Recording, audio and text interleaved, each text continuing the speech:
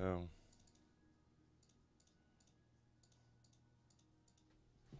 What the fuck is going on with this shit?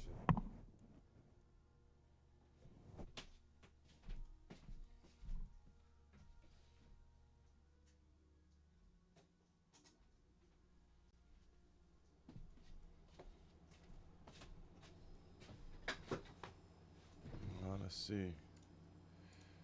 There we go. Okay. We got a lot. Let me go fucking do these fucking push-ups too. I'm fucking slacking. Oh, shit. Chat. Do another 30 so I could be at 60 and then finish the rest off later.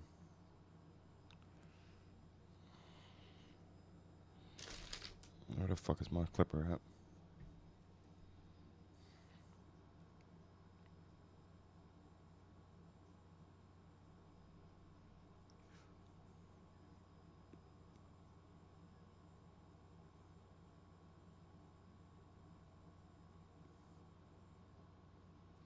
You don't ace on hold. You don't. Gotta do a fucking reaction today too to a fucking video.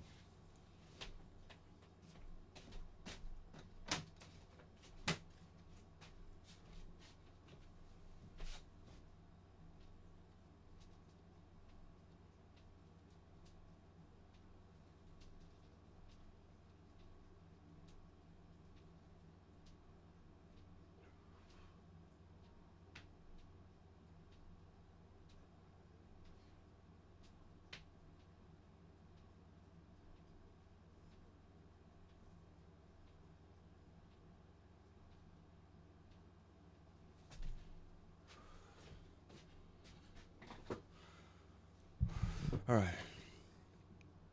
Let's get this shit going. Let's get this fucking shit going. Let me text my.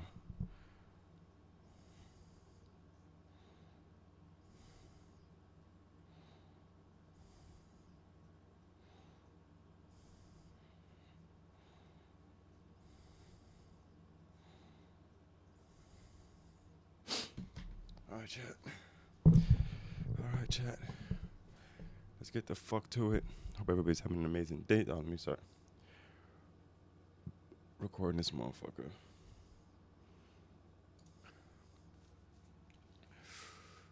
How do I look? Oh, I don't facial hair, but just to get this shit online. You know?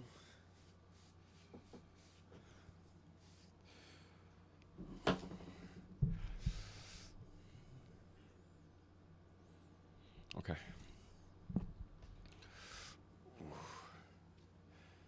Push-ups. Yeah, what's the word, chat? What's the word? Hope everybody's having an amazing day today. Gotta get to what we got in tune. We're probably gonna play some Black Ops later. I eat the thumbnail, get some perks, get some levels up. We gotta upgrade all our perks, skills, and all that. I'm back in it. So I'm trying to level up everything possible. Hopefully the stream bears, sticks with me and thugs it out with me. But that's later tonight. Waiting for my man's around like 8 o'clock, 9 o'clock. Probably start playing zombies. I got this video I want to watch with you guys. It's like a theories. It's like a 3-hour freaking. I doubt I'm gonna watch it all, but it's about 3 hours long, and it's about theories of everything, about everything in the world. I don't really know what it's about, but I know the theory of everything. I know what that's about, but I'm talking about the actual movie or documentary. I think it's more so of a documentary. Watch that shit later. Oh, watch that shit soon. We're gonna, watch that shit really soon. We're gonna react to a video, and then we're gonna watch that John. But right now, I'm just gonna sit here and chat with you guys. Hope all is well, though.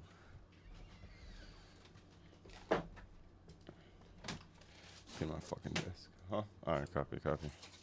If you, which are you going to like the deli or you going to the store? Yeah, partially. Okay. Do they sell syrup there? Do you know? I think so. You need some? I know we have a little bit of syrup here. I'm not sure if it's yours. I got yourself. She's Okay, yeah, she's good. a soup one right now. Yeah, need some syrup. It doesn't matter. It could be the small one. the smallest one possible. But yeah, well, you guys have an amazing day. I do want to get into a video. Actually, a talking topic with you guys. I'm sorting out this fucking desk because she looks like a fucking tornado came and hit this shit. Oh, yeah, look what I bought. Look what I bought.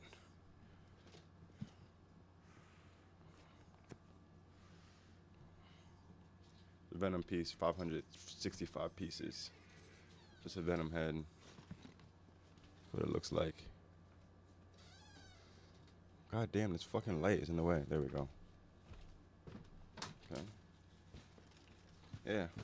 It's gonna be fucking lit. I just have nowhere to put it yet, so that's why I didn't start building it yet. I got a couple different things. I got this. Okay, so this is like actual size. Alright, that's cool. I got some collectibles. I got this Basquiat plate. Tough eating plate. I'm not never probably ever gonna eat on it. Got that shit. I bought from a museum in Canada, Montreal. And then I have these action figures I have to buy, bro. It's anime action figures that I'm gonna start collecting. And that's what's gonna come in. That's what I'm waiting for. But that's 4 items so far that I'm getting, on my collectible type shit.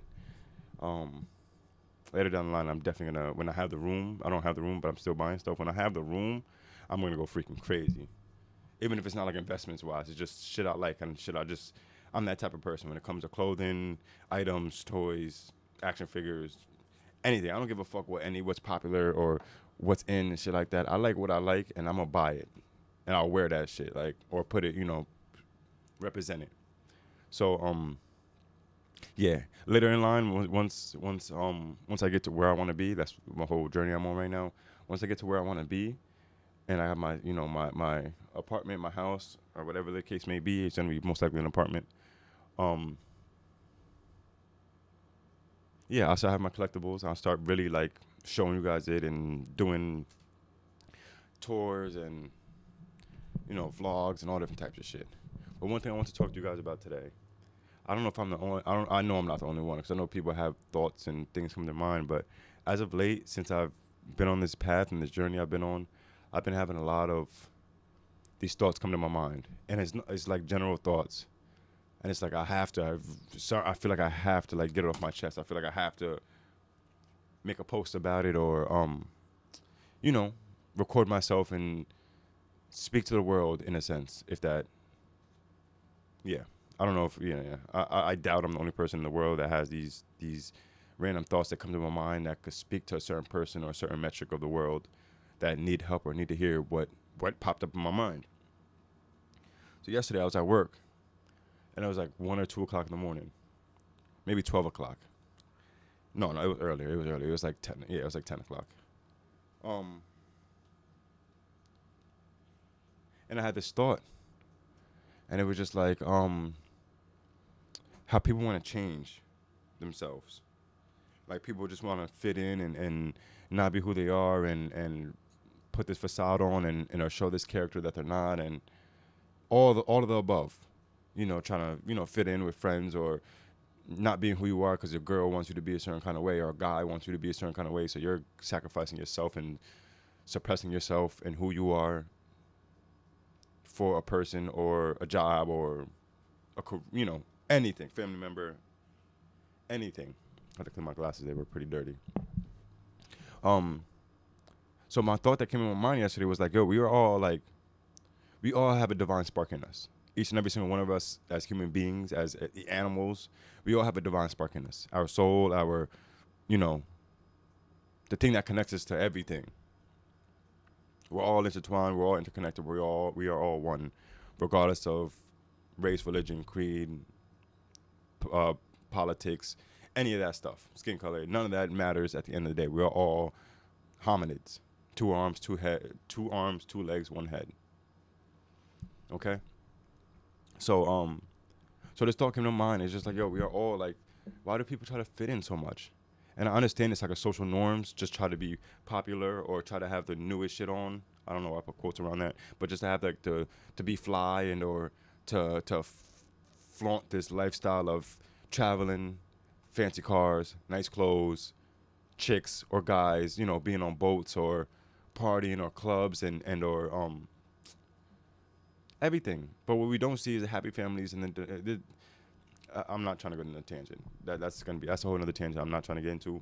But basically, we all have a divine spark. We all from the Most High. That's where we come from, regardless of the fact, regardless of your religion. We come from our parents, but creation, all the creation, the Most High, right? So So then I just want to tell whoever may be listening to this or watching this video right here and right now, say you don't have to change who you are. You were created for a reason as a person you are created as, prior to any of the trauma and damage and problems and ups and downs that we go through, that we learn from and evolve from. You're who you are for a reason, and you're put on this earth for a reason. Whatever your calling is, I don't know. A lot of us don't know. I don't know why I'm here on earth. But I just want you to know that you're here for a reason. And who you are is who you're meant to be. You're not meant to be whatever else. And you don't have to suppress yourself or change who you are, because someone's going to love you, love that person, who you are, from all your experiences in life and who you become in that moment that you met that person. You will, at any point in your life, you could meet somebody, you will meet somebody. It's a possible and probable for you to meet that person that'll love you through thick and thin, through all fucking struggles and trials and tribulations and all forms and fashions of pain and heartbreak and everything. I bet you that person probably texting you or you've been talking to them forever, or they've been trying to get in contact with you or DMing you or whatever the case may be for the longest of time. But in today's day and age, a lot of people don't want to. They think they want to have the best option. That's the best way to put it. If they could date a football player that has millions, that makes $42 million a year, then that's what they want. Especially if they got the attention from a football player that made $42 million a year in the past or currently. After that, it's over. The quality of person I want is that from now on. That's the bar. I'm not going any lower. It's only higher from there. So I understand this whole social media and Instagram that literally ruined, not even Instagram, it's internet. I can't say the internet because it could be used in a certain, in a way better fashion if it was just guided that way from the jump, honestly. But it wasn't. It was meant to make money and or meant to make money. So yeah, I know everything's messed up right now, and a lot of people are lost, and we have all the resources that we need possible to us in our, well, not all the resources, but all the knowledge in the world in our hands, i.e., this little thing right here. And people are more lost and confused and ignorant than ever. And it's so fucking crazy. The creativity and people are as low as ever. People aren't fucking creative anymore. Nobody has sit there and create something that's brand new. I mean, it's hard, impossible to create something that's brand new. Of course, it'll be like an adaptation or an evolution of something that's been created in a better form of it, of course. But yeah, these social norms and what's fact from what actually is fact and everything like that is so misconstrued in our times, and it's just leading people to, I see it, and I understand. I don't blame us as humans for falling into the trap and not knowing any better, or just trying to be inclusive and being thoughtful and empathetic and not trying to put people in the corner and whatever the case may be, or be accepting of all. But I just want you guys to know that regardless of all this, we were created from the Godhead, from the Most High. Of course, our parents have something to do with it. That's why we look how we look, our parents. But you were created for a reason. You were put on this earth for a reason. Even if you don't know the reason why you're here, you don't have to change who you are. And I don't mean like change. It's like, of course, everybody should change. Two things in life that are certain is death and change. There's constant change. There's constant fluctuation. There's constant motion in the atoms of us and all things. So, yes, of course, change who you are, as in, like, what you stand on and your morals and your ethics and things you will and won't do and or things you've done in the past that you've realized that was messed up and you won't do it again. But like you at heart, who you are and like your DNA and your genetics and stuff like that, you can't. You can't. We're put on this earth for something. We may not figure it out now. We may not figure it out even after, the life we lived. Or maybe you were living it the whole time and you just don't know it. You don't see it. You're a giver. You were meant to be a giver. And you were giving everybody throughout their whole lifetime. Relationships, brother, sister, uncle, father, mother. You were giving. Always helping, doing your best, always trying to be supportive and being that person. You never know. But yeah, I know a lot of people are struggling nowadays with finding themselves or finding their cause and finding who they are, or because there's so many agendas and there's so many, it's just propaganda out there to manipulate the man and woman into a certain norm and a certain social status, not status, but a social just norm, is the best way to put it, into what we should think, how we should move and what kind of thoughts we should have and how we should treat people.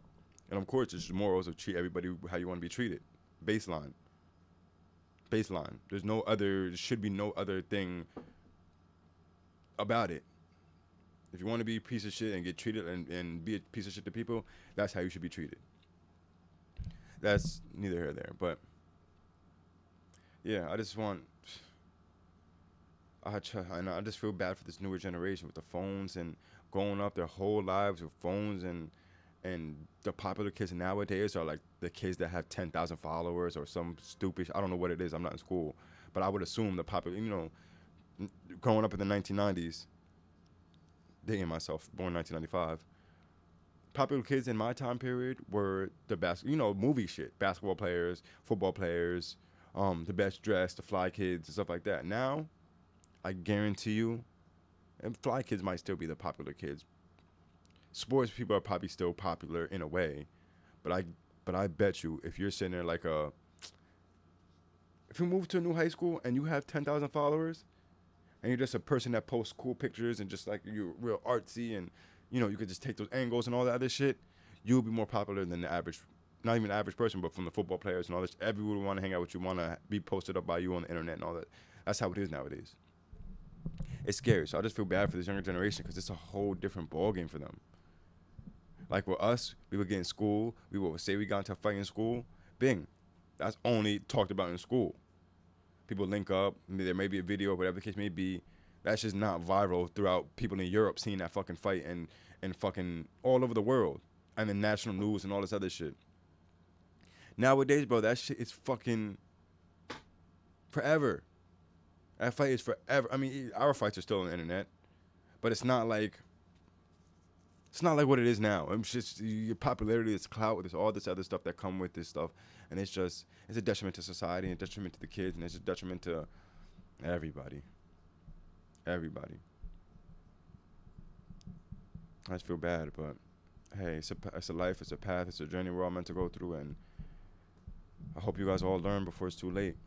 Kids, adults, it doesn't fucking matter. We're all going through the motions. So it's my words of wisdom for the day for you guys. Hope someone takes this in some type of form or fashion and some type of help or some type of, that's what I want to do at the end of the day. My message is to help somebody, one person. If you watch this and this helped you, thank you. Thank you for actually listening and being open to words from a stranger that you don't know. But I've been through it. I've been through a lot. But yeah, that's my message for you guys today. All right? That's what I think. I'm going to start every stream with a message. I think that's a good idea. But all right, chat. Let's get into the next thing. But yeah, if you like that, bing, please comment below. Please email me or whatever the case may be. Please get in contact with me if you need any advice, if you need any help, if you need anything. I grew up with no guidance, and I know how it feels. I know how it is. And I know how it sucks just going through the motions and bumping your head and shooting yourself in the foot for just stupid shit that you should know from having a father figure in your life. And yeah, I'm here. I'm here for you guys, boys, girls, guys, women, grandparents, anything, bro. I'm here. But all right, guys. Thanks for listening to me today. Thanks for betting. Thanks for being here. Thanks for watching. All right. Peace. Okay, chat. On to the next. We're gonna start. We're gonna do this movie shit. All right. Good Lion.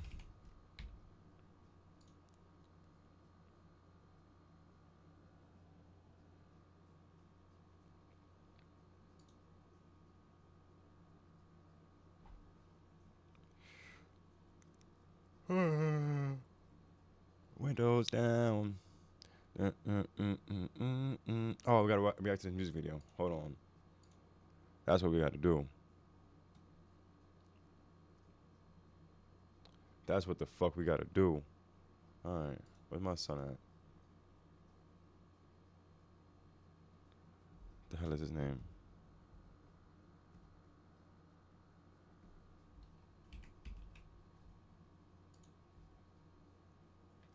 Okay. Now let's go put these headphones on.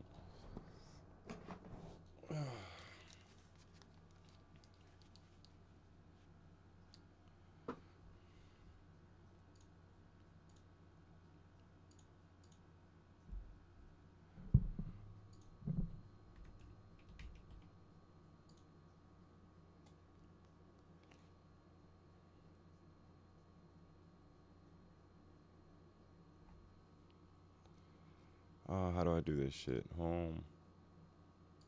Create. I could record this. Recording in the studio. Use.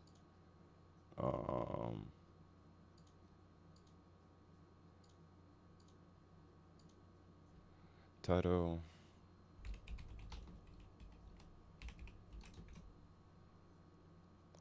No, take more.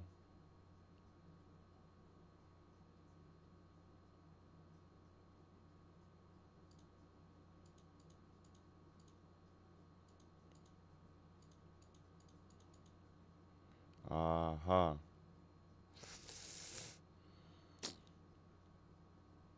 Alright, let's see something. I'm gonna just dead this camera real quick. Chat. Deactivate that motherfucker. Cancel that.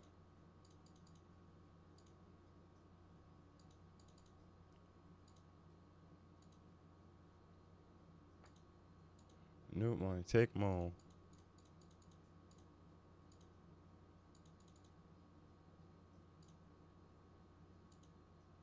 Alright. There we go. Alright, let me see if I could bring this shit over here. No. Makes sense. It's cool. Settings, audio, mic, my 5th end mic, headphones, is that. Yo.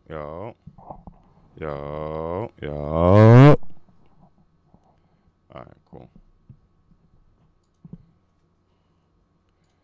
We enter the studio while we do this live stream. Thing, add stage. Alright, hold on.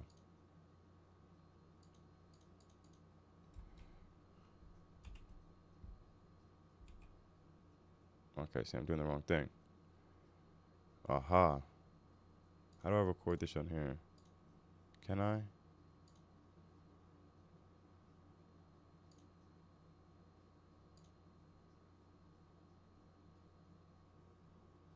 Alright, bet.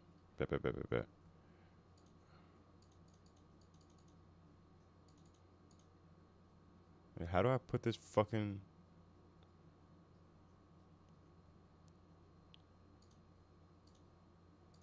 Share screen. Aaron May. Alright, tough.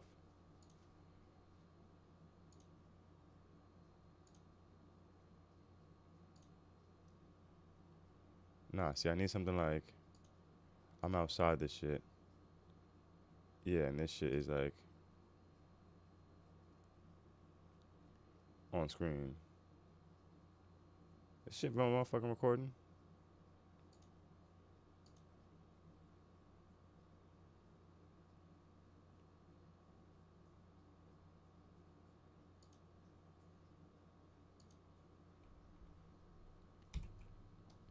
I'm gonna swap this shit over. Bing. Aaron May. Make this shit large screen.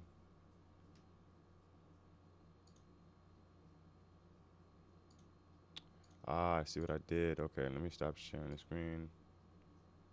And then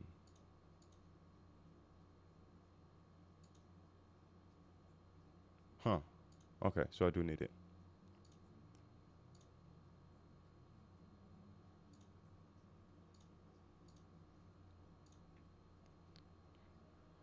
Alright, so I bumped into this guy. Bumped into this guy on YouTube the other day. Very talented artist. And I want to give you guys a go. Check out the video. Aaron May, Still Humble. 3 minutes, 25 seconds. Please check him out. Great quality stuff. Great quality video. Alright, let's get to it.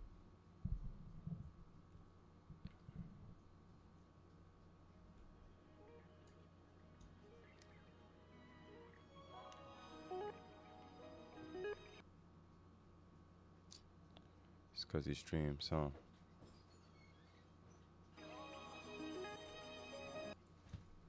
Hello.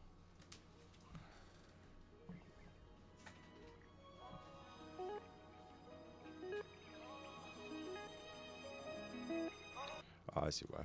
Okay. Restart this shit all over again.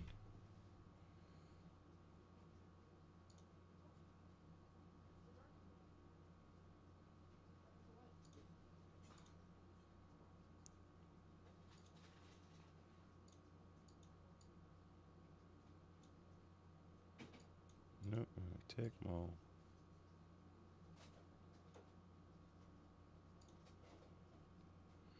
Okay.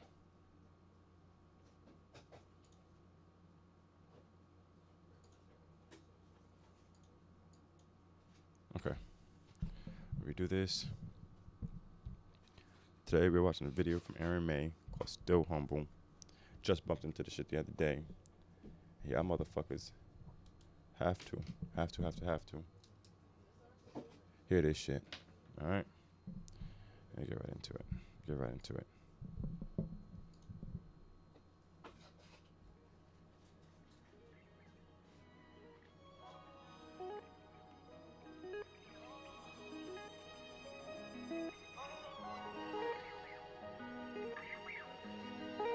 Tough beat. Tough. Tough view.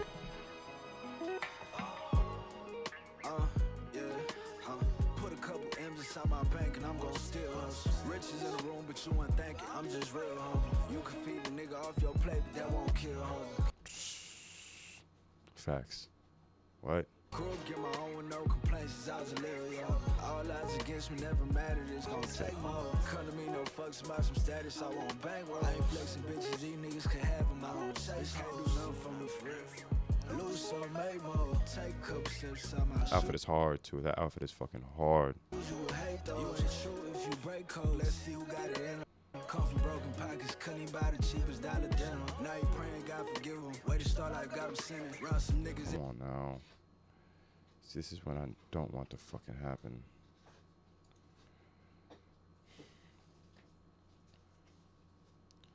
What I don't want to fucking happen.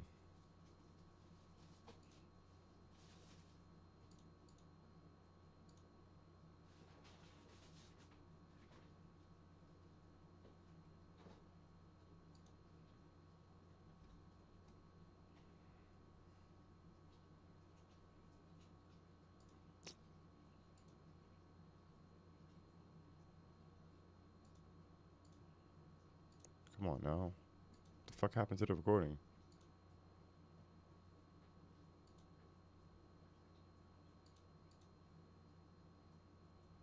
Huh. It's fucking weird.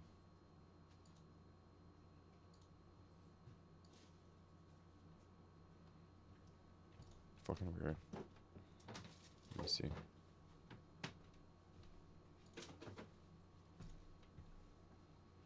Okay.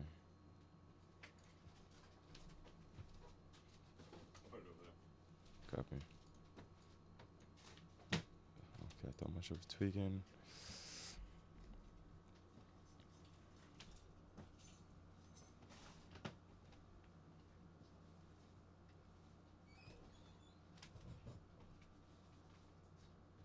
Okay. Put my nigga, what the fuck? Hello, oh, camera.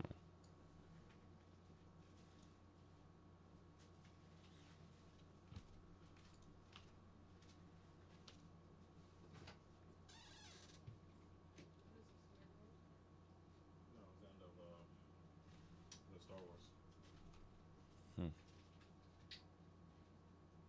Let me see.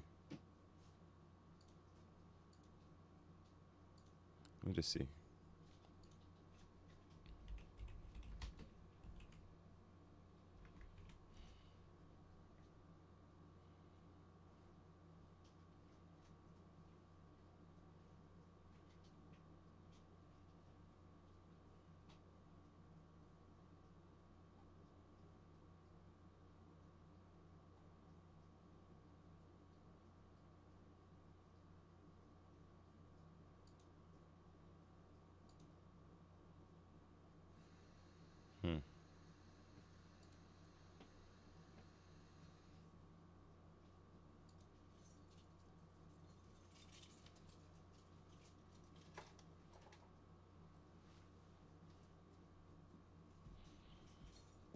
I'm trying to see. Oh, I know where he dropped this shit. Okay, I think I actually know what to do now. Let me see. I think I figured it out. So what I do, pretty much put just me, and then put my screen capture. Yes, sir. And then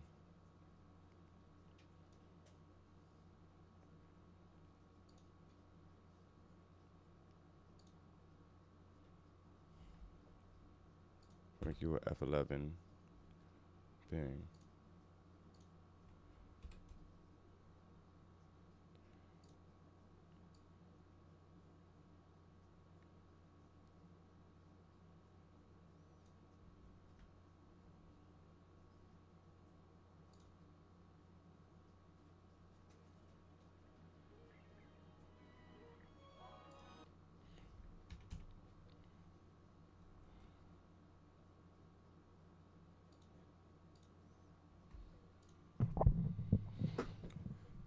What's going on, everybody? Today we are finally doing our first music reaction video. Today we got a video from Aaron May. I don't know if you guys ever heard of him. Yesterday was my first day hearing him. I'm a fan. I'm not gonna hold you. Fuck with it. But the song is called what? Still Humble. Fisher, when did it come out? 3 months ago. Shit's hard. Shit's hard. We're gonna watch this. We're gonna tune into it. And let's see what the fuck y'all think about this shit. Let's go right here. Alright. Of course, we support homies. Let me actually like the video, 'cause that's what we do here. 4K. Let's run it.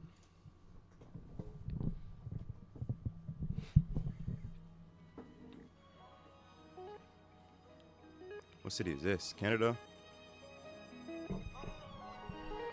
Fuck is this? No, it's New York. It's not New York. It's America for sure. Look at that view. Why is it like the only tall building there? Put a couple M's inside my bank and I'm gonna steal hustle. Riches in the room, but you ain't thinking. I'm just real humble. You can feed a nigga off your plate, but that won't kill home. Grew up, get my own with no complaints since I was a little young. All odds against me never mattered. It's gonna take more. Come to me, no fucks about some status. I won't bankroll. I ain't flexing bitches. These niggas can have them. I don't chase hoes. Come on now, guys. Come the fuck on now. Come on. This outfit is hard too. Outfit is fucking hard. We're gonna play it back. We're gonna play it back.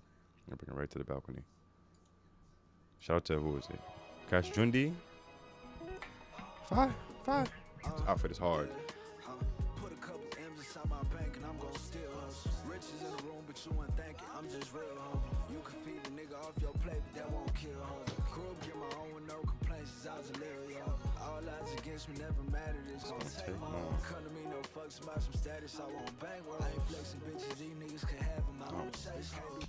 I don't know why, but artists need to start doing this subtitle shit. Even if you couldn't understand what he's saying, it's just harder. You get people to know your songs better, and who doesn't want someone singing their song? Come on.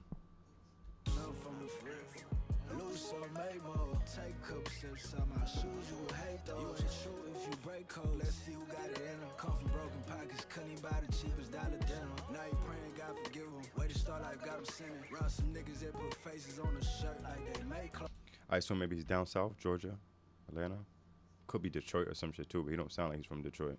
Show you how to make it out the dirt. I'm talking gravestones. Niggas ain't believing me at first. I had to take off. I just know this ground won't fail, that's for sure. Texas. I just know the town gon' tell that bitch no. Pulling paper any state and I ain't talking shows. Still gon' break the bank and make it safe every time we hit the road. Riding down the 6 sideways, moving slow. Swing these bins on every corner, I might put this bitch on both. Plan the money, treat this mild shape. We was just so second million, they feel different. I done did this shit before. I got pain on floors and drink on dough and hate on love. I can't take no more. I might change my laws. I'm straight, ain't fall. Pray Lord knows, hope he save my soul. That's not fucking hard. That shit is fucking hard, dogs. Hard. And his outfits are I'm not gonna hold you. Not.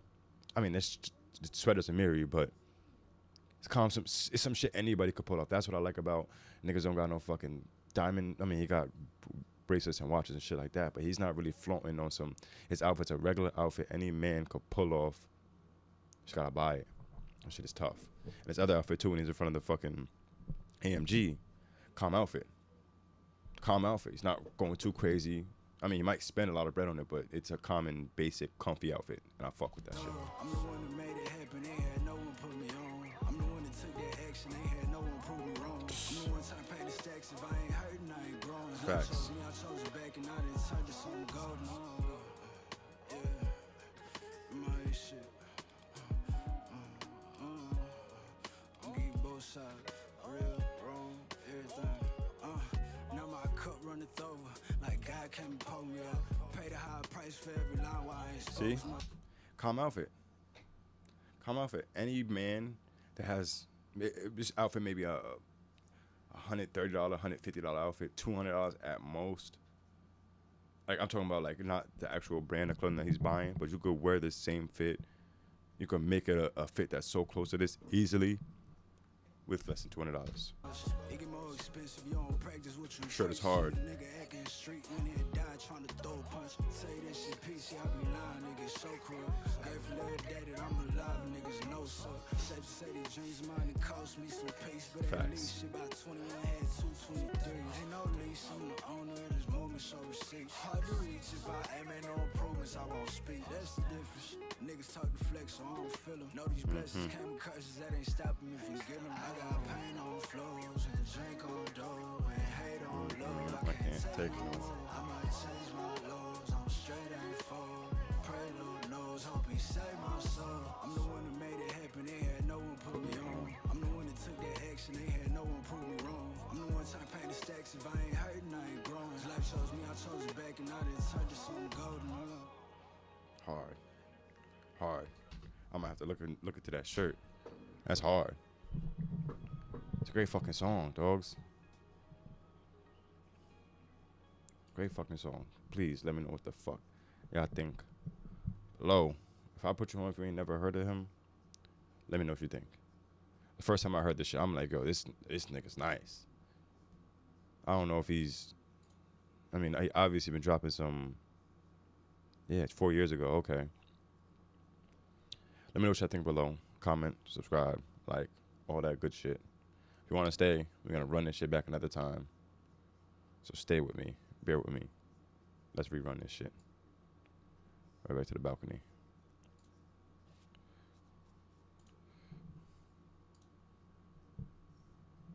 How's the whole previous history of this thing just end like that?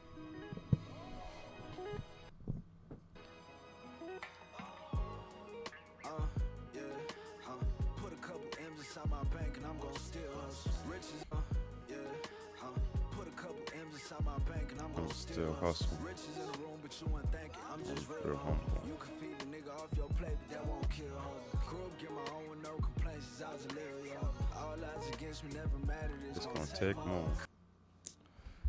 Yeah, it's a sign. It's a sign. All right, chat. We're gonna watch this video now. We're gonna watch this video now. We're gonna watch the video now. I gotta to press F11 too. Bing. All right. Get into this video called where the fuck is this shit at? Where'd I go to? Red Pill Cinemas? We gotta go Flat Earth Cinemas. It's a Flat Earth shit. There we go. What is this?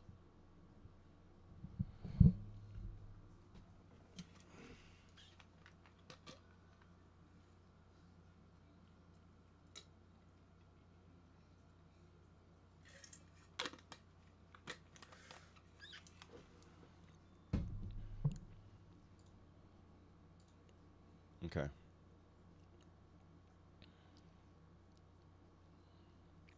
Hey, yo, just to let y'all know, I'm not a flat earther. I fuck with it. I mean, I understand it could be a possibility and all that good stuff, but I'm not really sold on the whole idea of flat earth. The more I live on this earth, the more it makes sense to me, if that makes sense. But I'm still not sold on it. So don't sit here and think, oh, this motherfucker's a retard and bruh, I'm open-minded. I'm gonna soak in what I can soak in, and what I don't agree with, I don't agree with. If it makes sense, it makes sense. If it doesn't make sense, it doesn't fucking make sense. Okay? So the conspiracy theory of everything. The full movie.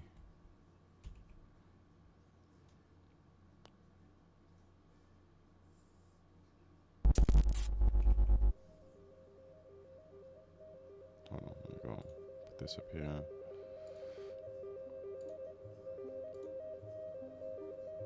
Type of quality up, speed, no. It's 3 hours Welcome and to 44 what minutes. may very well be one of the most important videos we've ever made. Now, in order to even begin this video, I must first establish this disclaimer. This video is a set of hypotheses, an exploration of the world, and while many ideas will be explored, what we are sharing here is not meant to be taken as definitive truth. We're not claiming this is entirely made up of facts.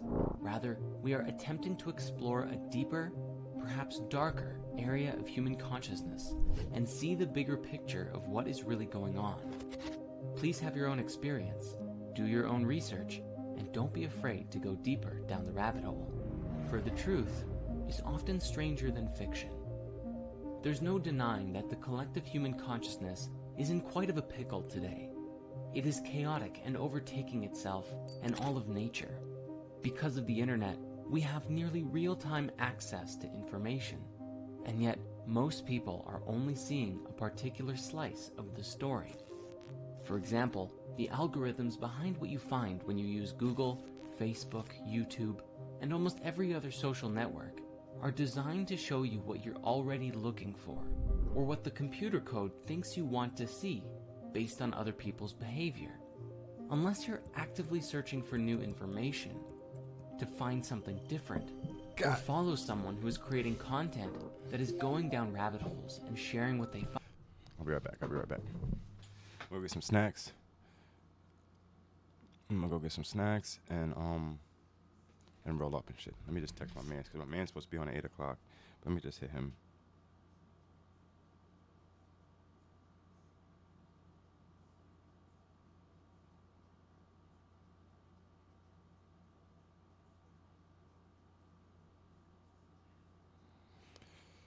All right.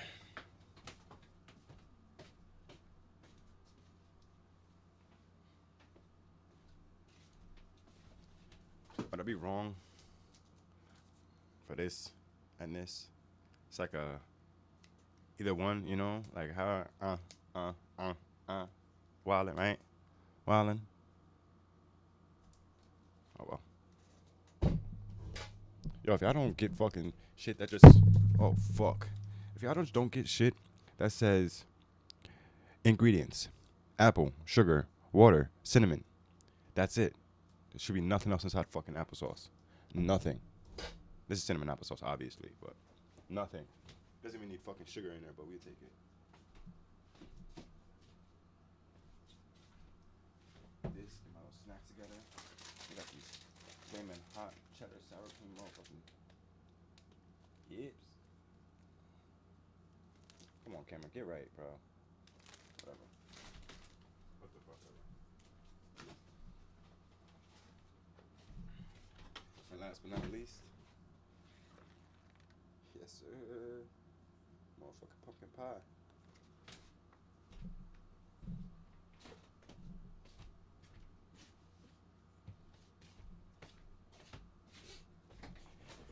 And we got some watermelon, some real black shit to eat later. All right, let's get into it. Find. What you get is generally what you're already accustomed to seeing. You only see what you want to see. Further, due to the controversial nature of many ideas, especially those labeled as conspiracy theories, many ideas are not explored by the masses, because when they hear about it, they see that these ideas are ridiculed, and they write them off as nonsense or dangerous extremism. Following the herd mentality. Hey, conspiracy theories are only wacky until 6 months or so later, until they're proven fact. Them shits are always proven to have some kind of truth, some kind of fucking reality behind all conspiracy theories. You can connect some sort of dots to the government or people in power, politicians, presidents, McDonald's. Connect the dots some way, some form, fashion, doesn't matter. Makes it easier to dismiss exploring new ideas, so people can easily go along with their lives. This is critical because the ability to change one's belief changes your experience of life, and most people are happy just letting things be as they are.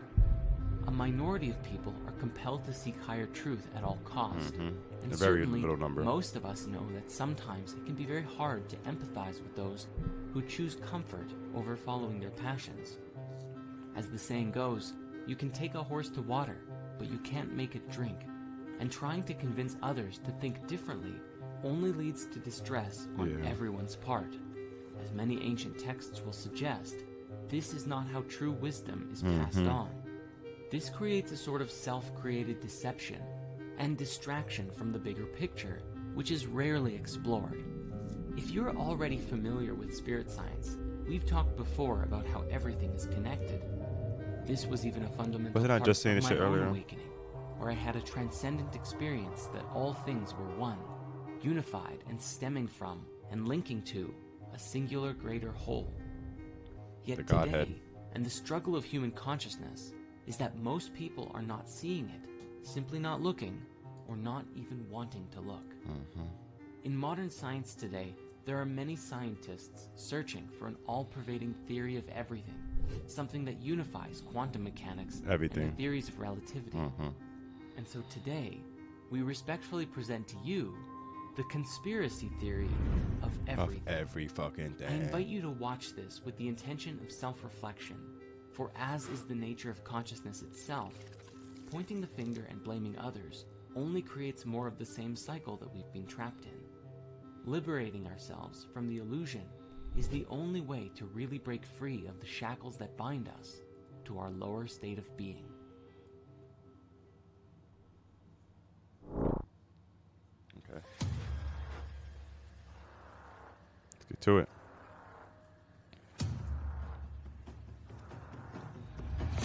Gotta do aliens and shit.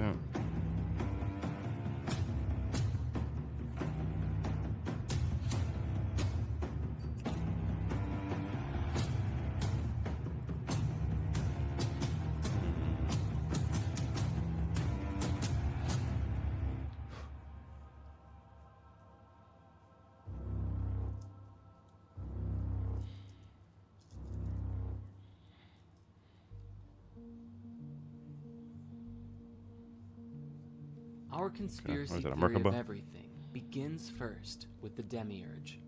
The demiurge is an ancient Greek and Gnostic concept describing a consciousness that is considered to essentially be the creator of the physical universe, but not the supreme creative force behind all things. Very interesting.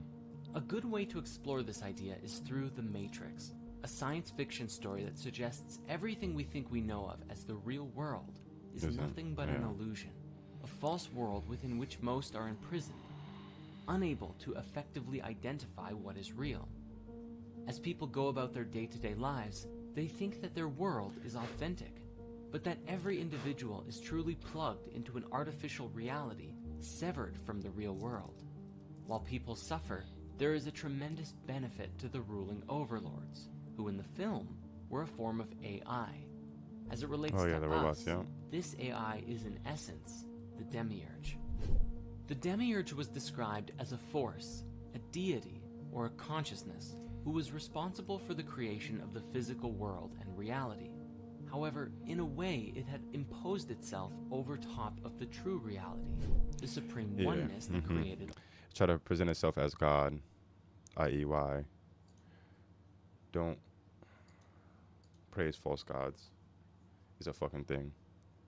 Because it's nasty out here, and even, I don't want to get into it. I'm not going to get into it. In this, it was a false god who had assumed authority over the world, masking the living beings, namely us, from the supreme truth, the highest order of creation, and making us believe that what we experienced as real, the physical reality that we are a part of, was the true, authentic reality, even though it wasn't. And it isn't. Depending on the school and belief of different Gnostic sects, the Demiurge was either seen as something malevolent, deliberately trying to deceive us, or something that was simply ignorant or misguided of its place in the universe and the rest of creation, which led to us becoming lost in the illusion as a result. That could make sense. Said in simple terms, the Demiurge was the force behind the physical universe, but within our consciousness, so long as we perceived that which is physical to be real, we were slaves to the illusion of the false or at least incomplete reality. To that end, these ancient people, at least those who are part of the ancient mystery schools, believed that the physical reality was an illusion. They sought to liberate themselves from the illusion of reality through various who did this spiritual art? This is practices, hard. from meditation to plant medicine ceremonies and everything in between, in order to connect with higher realms of existence and break free of the false world by finding the truth, the supreme oneness within. This is because even the AKA the alchemical process, AKA turning lead into gold, AKA turning water into wine, AKA as above so below, AKA as within so without. Demiurge and the physical universe still stemmed from the supreme oneness, and the light of truth could be found within. Known to the Gnostics as Sophia, meaning wisdom in Greek, it was the act of awakening this divine spark within us that would return us to the higher realms, which became the ultimate goal of many Gnostic schools. This is where we find the roots of enlightenment and light concepts from around the world, which teach that within this world of suffering, we can release ourselves from the illusion through various forms of mastery and self-discipline, both physical, emotional, and mental. This, of course, takes considerable effort and intention to do so. In essence, transcendent people do what is hard, and that's why their lives are easy. People in suffering do what is easy, and that's why their lives are hard. Fast forward to today, there is a tremendous volume of voices from across the internet, exploring ideas, concepts, and sharing a metric buttload of memes. But amidst the voices of the masses, we find a new concept emerging and being discussed in scientific and even some mainstream circles. An idea that proposes that the entire universe as we know of is actually a hologram or a simulation of some kind. Scientifically speaking, if we look at the cosmos from the perspective of quantum mechanics, there is a general acknowledgement that we really don't understand the universe like we thought we did. Nowhere We are close. seeing the building blocks of the universe, the subatomic particles, the waves, behaving in ways that do not make sense in the context of classical mechanics, which reveal discrepancies in the laws of physics. Yet, the laws of physics still stand and apply in a practical sense when talking about our macroscopic world. But the fabric of the reality that we live in operates by rules that we have yet to uncover.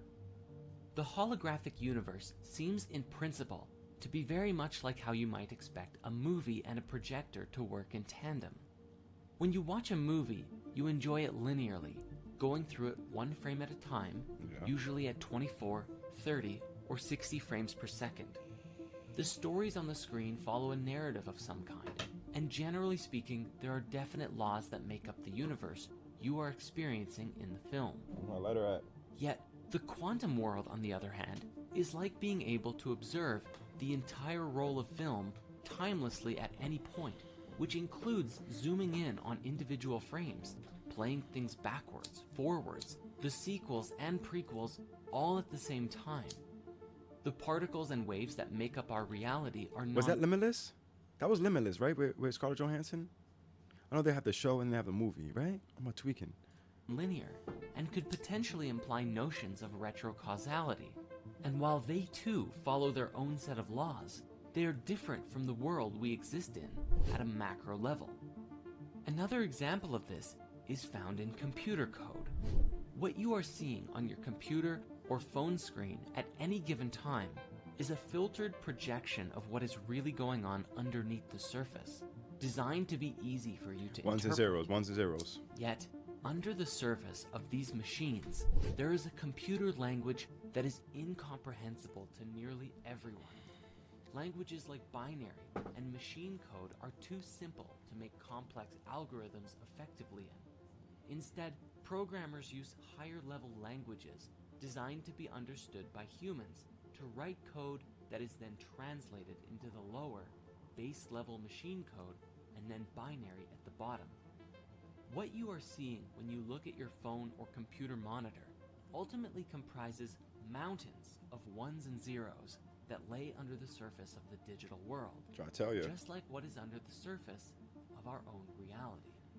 You might be familiar with the ancient wisdom teaching, as above, so below, a concept that applies on several levels, describing that which exists in higher realities is a mirror of lower ones. So as with machine code and binary, ultimately all of that computational code is equal to and actively creates the digital experience on your devices. But they are two entirely different paradigms. This is the great challenge of modern science today, unifying quantum mechanics and general relativity, because we are unable to comprehend yet how the physical world and tangible substance, continuity, gravity, life, time, and consciousness emerge from this flux field of quantum information, which appears to operate by an entirely different set of laws related to statistics and probability. Yet, like with machine code and computers, are they really so different?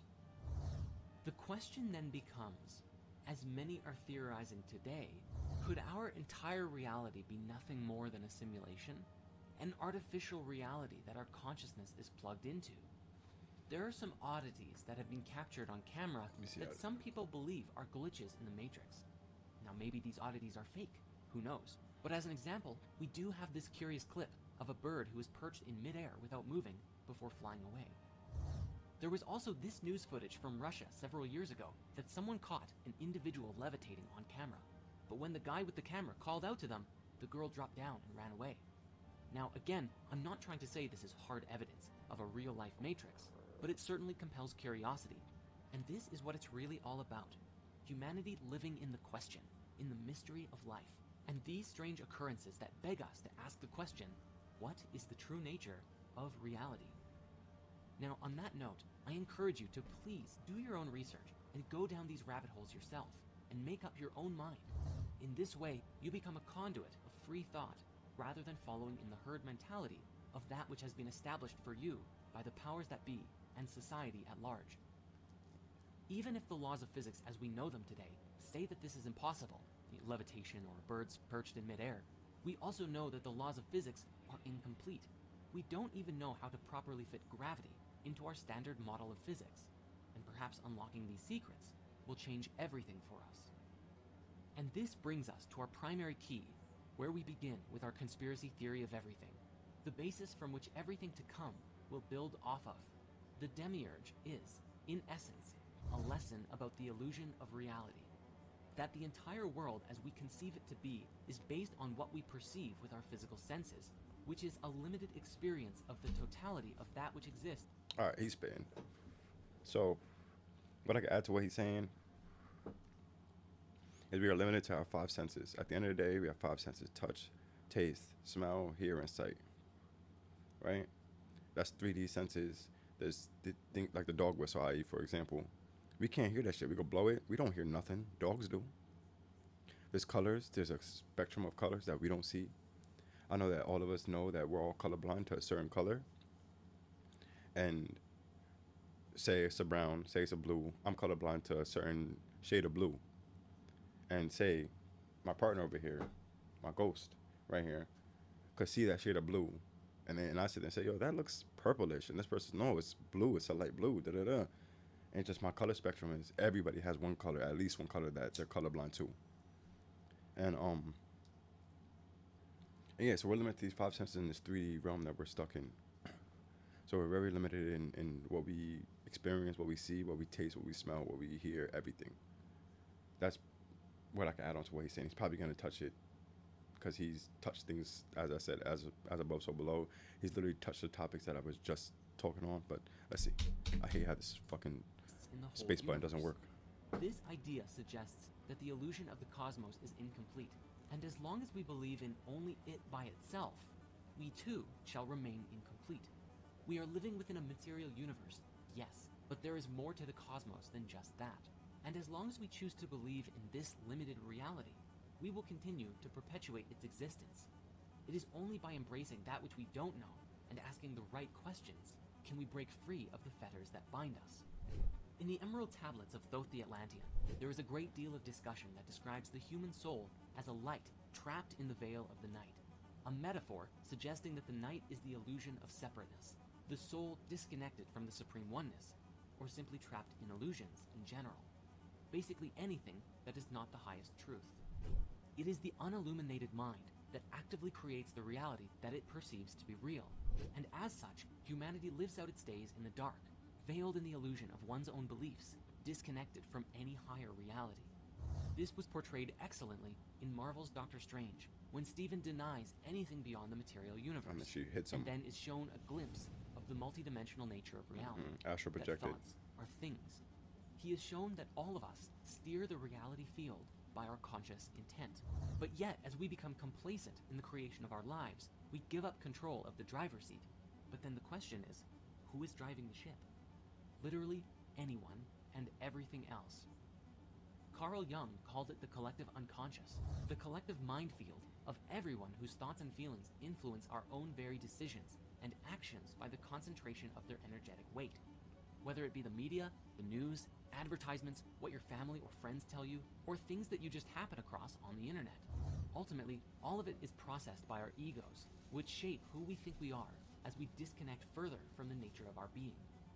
So the question then becomes, what is the truth? What is the higher reality? And how do we connect with it?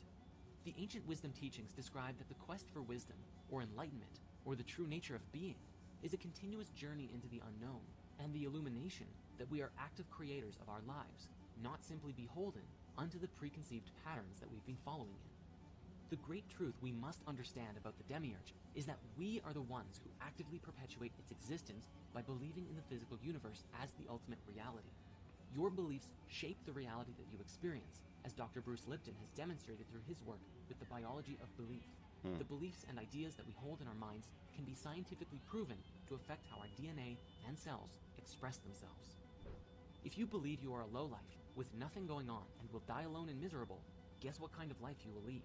If you believe you can change the world, guess what kind of life you will lead? In order to break free of the limitations that we feel are imposed upon us, we must first believe that it's possible to do so. We must open ourselves to a greater truth, a greater reality, one that is beyond the demiurge, and perceive a cosmic truth that forever changes life as we know it. Yet, humanity is not paying attention to messages like this in mass, and there is a reason for it. It is a very significant and critical thing, for this one piece of the puzzle must be resolved in order for humanity to truly advance as a species and break free of illusion collectively. Our journey down the rabbit hole is only just beginning. This is where a conspiracy theory of everything is going to get dark, and I mean really dark. In the disconnection of the soul, the ego runs rampant, and this is the source of our suffering, and how we are controlled by the elite. For this, I must offer you a warning. we must be aware of the horrific nature of humanity if there is to be any healing done. Light must be brought to darkness, and the darkness must be faced if we ever wish to solve our problems for good. Be warned that the following contains mature subject matter and may offend some audiences. Viewer discretion is advised. Uh-oh. There is a sickness deep in the heart of human consciousness, a putrid evil that is running rampant through the underbelly of modern society, rarely seen or discussed in public, but is the ultimate source of all of our misery, our suffering. This evil masks itself on the surface appearance of the world, with the pretense that everything is okay, life is good, and look at all of the fun that we're having. However, this illusion is as false a reality as the demiurge, and in fact, they are simply a reflection of each other. As above, so below. This evil takes its roots on many levels, and one of the darkest ways that it manifests is in the form of sexual energy manipulation and pedophilia. Jeffrey Epstein was the first public domino, a sick and twisted figure, or soulless ego if you will, who arranged and organized a large sex trafficking ring of women and girls, often underage, abusing them and forcing them to have sex not just with him, but with other high-profile individuals. Most notably was Prince Andrew of the British royal family, with an accusation from a woman named Virginia Roberts that Epstein forced her to have sex with the prince on at least 3 separate occasions. The overwhelming evidence suggests that Prince Andrew is guilty, and he nearly incriminated himself during his BBC interview, attempting to respond to these allegations. In the interview, Prince Andrew claimed that his final meeting with Epstein was purely to tell him, "I am cutting off contact with you," and then proceeded to stay at Epstein's place for 3 days while young women were observed being brought into and out of the home repeatedly during that time. When questioned why he stayed there for 3 days, he claimed that it was purely a convenient location to stay while he was in town, and never saw any of these women, despite a claim that observed him getting a foot massage from a young woman inside the house during that time. Epstein was a domino, revealing a much larger sex trafficking ring that is going on worldwide, as we know definitively that Bill Clinton himself had been to Epstein Island, Jeffrey's favorite place to take and rape young women. Bill had been there at least 20 times, and Hillary Clinton had been there at least 6, along with a notable list of high-profile individuals who have also visited this remote island in the Virgin Islands. The question then is, how big and how deep does this really go? No, we can't even If fathom it. Prince Andrew, the Duke of York, was this heavily involved with Epstein, who else might be connected with this network of pedophiles and rapists?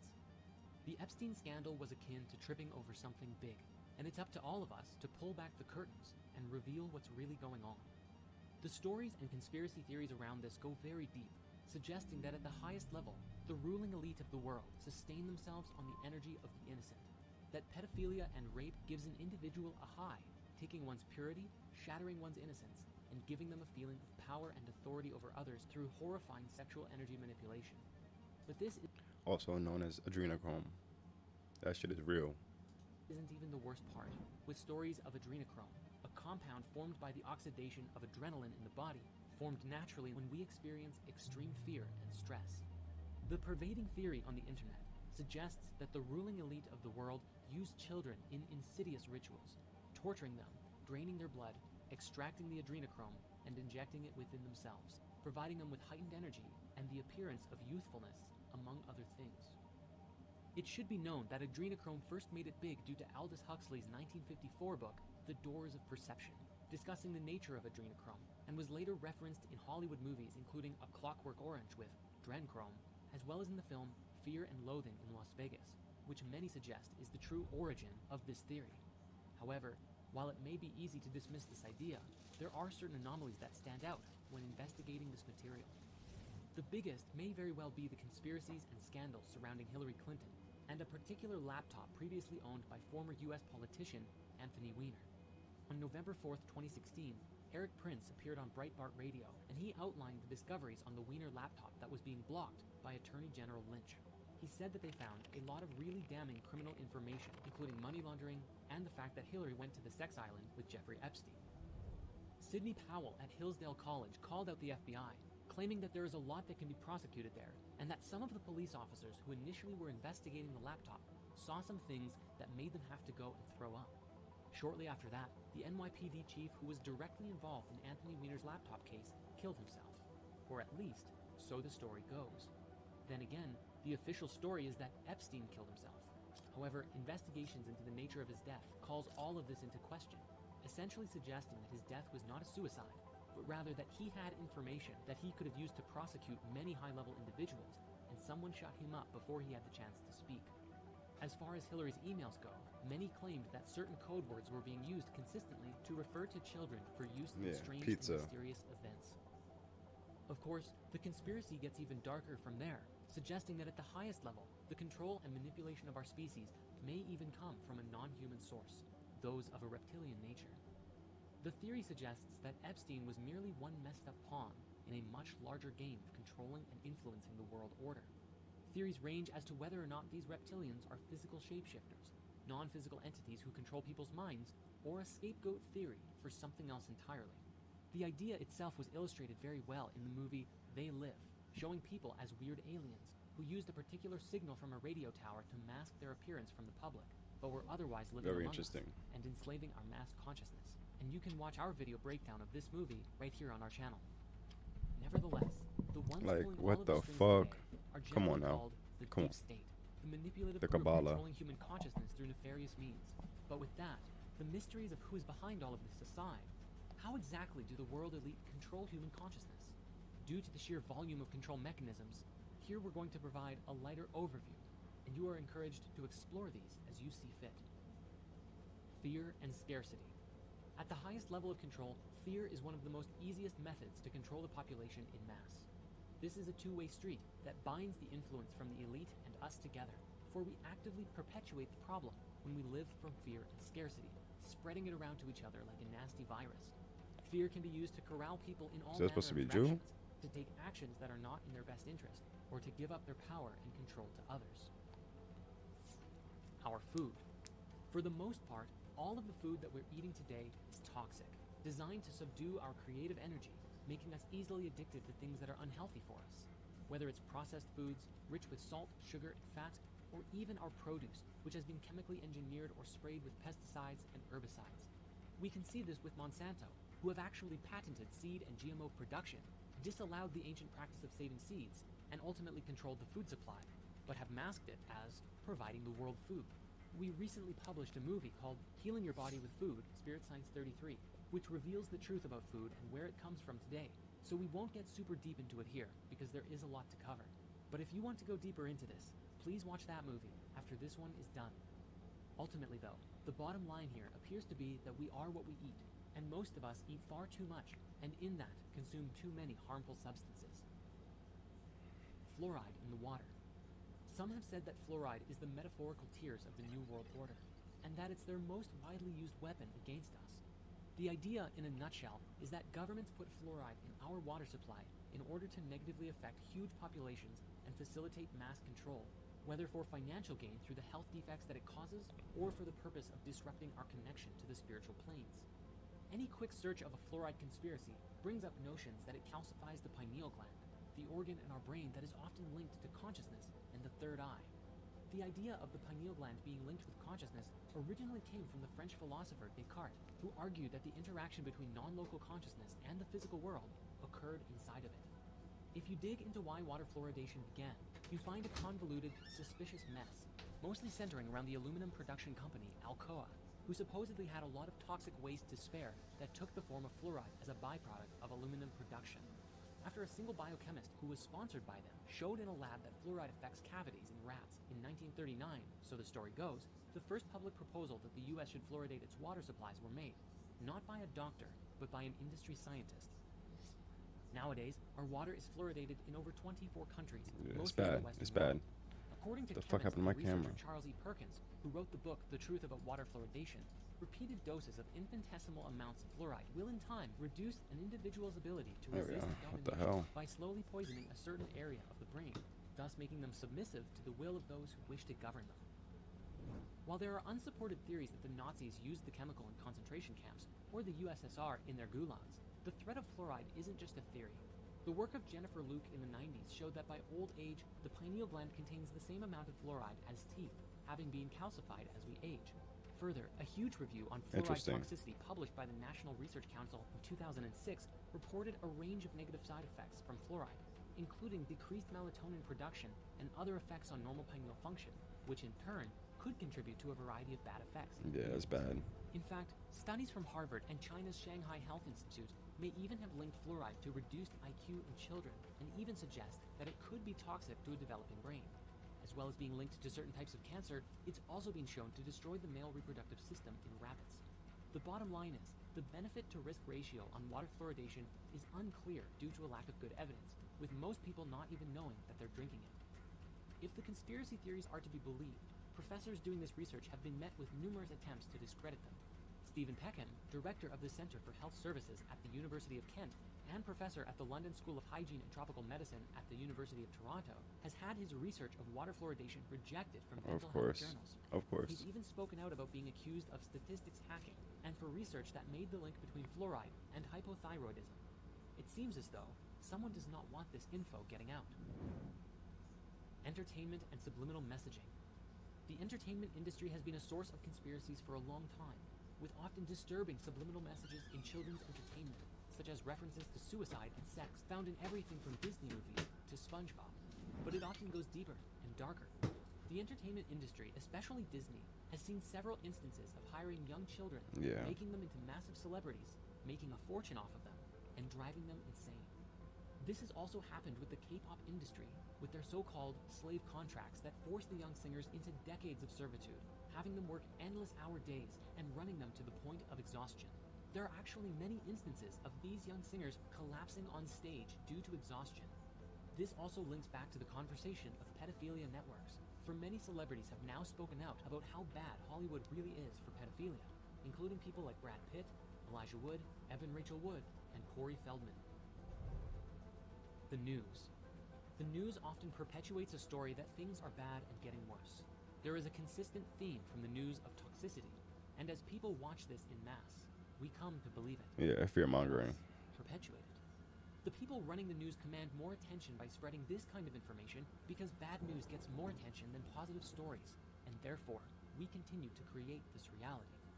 When you're constantly looking at the world in a negative light, you are not looking at your own light. In fact, you don't even know that there is light within you. There's only darkness, shadows, and frightening imagery. And so what happens? But humanity falls further and further into a world of self-created delusion. It's also worth mentioning that even the local news is ultimately both written for and controlled by a unified source, regardless of the network. Just watch this clip, and you'll see how bad it really is. Our country. The sharing of biased and false news has become all too common on social media. The sharing of biased and False news has become all too common on social media. More alarming, some media outlets are true without checking facts first. Unfortunately, some members of the media use their platforms to push their own personal bias and agenda to control exactly what people think. And this is extremely dangerous to our democracy. Mass surveillance. The Medal of Honor for revealing this really goes to Edward Snowden, the whistleblower who brought to the collective attention how the Secret Service of the US and UK governments had the ability to spy on literally everyone, tracking metadata, watching everywhere that you go, and what you're up to. The first program to be revealed was PRISM, which allows for court-approved direct access to Americans' Google and Yahoo accounts and everything in them. Then came Tempora, a British Black Ops surveillance program run by the NSA's British partner, GCHQ. This includes stuff like call databases, numbers, text messages, and even a secret court order requiring Verizon to hand the NSA millions of Americans' phone records daily. One of Snowden's most frightening statements came in 2013, when he explained that by using the X-Keyscore program, I, sitting at my desk, could wiretap anyone, from you or your accountant, to a federal judge or even the president, if I had a personal email. The NSA's top-secret black budget, obtained by Snowden, exposed the successes and failures of over 16 spy agencies comprising the U.S. intelligence community. This is fucking crazy. The NSA was paying U.S. private tech companies for clandestine access to their communications networks. All in all, it was revealed that the NSA was harvesting millions of emails and instant messaging contact lists, searching email content, tracking and mapping the location of cell phones, undermining attempts at encryption via Bull Run, and that the agency was using cookies to piggyback on the same tools used by internet advertisers to pinpoint targets for government hacking and to bolster surveillance. And yet, after all of this info being dropped, it has mysteriously disappeared from mainstream discussion. Our belief systems. We do it to ourselves. At some level, we have to take responsibility for ourselves. As easy as it may be to point the finger at the ruling elite, and there's no question, justice must be served, we must also recognize ourselves as a part of the problem through our own beliefs, herd mentality, and lack of mindfulness and unwillingness to strive for wisdom. If we wish to truly be a part of the solution, I know you've heard this before, but it's more serious than ever. Be the change you wish to see in the world. As Bruce Lipton has demonstrated with his groundbreaking work in epigenetics, our very beliefs affect our biological systems in deep and very impactful ways. If we can believe we can live a happy life, then we can. And if we believe that it's impossible, then we actually shut off ourselves and our bodies from receiving and experiencing satisfaction. Further, people will often try and rope their friends into their belief systems in order to validate their own opinions and perspectives. And so what we're dealing with here is a mass field of consciousness that is trying to push its beliefs onto everyone else, and the truth is muddled and lost. Generally speaking, all of this unconsciousness keeps us small, and we do it to ourselves. The collective mindset often appears to lack any interest in education, learning, wisdom, or connecting with truth, and in this may compel us to outrageous levels of stupidity. Now, at some level, we must be able to laugh at ourselves, because humans are notorious for often doing very dumb things. And in today's day and age, these things are often captured on camera and shared for all to see, which fills up Reddit and YouTube channels to no end. For example, scrolling through Reddit's Our What Could Go Wrong channel will bring endless laughter at the ridiculous things that people do every day. Yet, it is also a clear reflection of our lack of ability to generally exercise a higher consciousness on a regular basis. If we really want to evolve, we have to do better. From the very top of the chain to the very bottom, it seems clear that there is a problem. At the beginning of this chapter, we said that there is a sickness running through the underbelly of human consciousness. And while we have explored the idea that this sickness may be perpetuated and inflicted upon us by a demonic consciousness, whether it's sick, twisted psychopaths, a reptilian species, or demonic entities themselves, the truth is that we actively perpetuate it by staying asleep, pessimistic, and disconnected. And such is the nature of this chapter within the conspiracy theory of everything. Upon exploring the spiritual path, we can see that we remain complacent due to the disconnection of our souls. For when we live just from the ego, we live as self-centered, materialistic, pleasure-seeking beings who do not actively perceive or care for the search for anything greater. The soul is the voice of truth, love, and compassion within you, the most authentic and highest version of you. It is the eye of awareness within your heart that connects you to everything, that sees and knows that all things are connected. However, in mass, there are so many who are disconnected from the soul and don't even believe that it exists. Thus, ideas like this are often ridiculed and demeaned by the masses, which further perpetuates the soulless body of human consciousness running rampant. A body of ego. Obviously, this makes it very easy for the elite to control the collective mind using all of the ways that we've explored, because we are not operating from a state of higher collective consciousness. Rather, we are operating as if we are chickens with our heads cut off. Yet, if even but a glimpse of the soul can be seen, which often happens through lucid dreams, near-death experiences, psychedelic experiences, or other personal transformational revelations, an individual is usually changed forever. It is very difficult to go back to the way things were when you suddenly see and experience within that you are a part of something so much greater than yourself, and that your own thoughts, feelings, and actions have a direct impact on the world around you. How could you go back to being ignorant of this once you know a higher truth? We must be mindful that solving this problem must be taken from both ends of the spectrum. Those who are perpetuating the crimes against humanity, the mass manipulation, the pedophiles, the rapists, the murderers, all of them must be brought to justice. However, if we think this will solve all of our problems, we are sorely mistaken. For if we remain asleep and complacent, we remove one leader and a new one just takes its place, and the cycle continues forever. Thus, the other half of the equation is that we must also take it upon ourselves, each of us, to evolve our way of thinking, to heal the connection with our soul, and to be examples of what it means to be virtuous, soulful, and compassionate.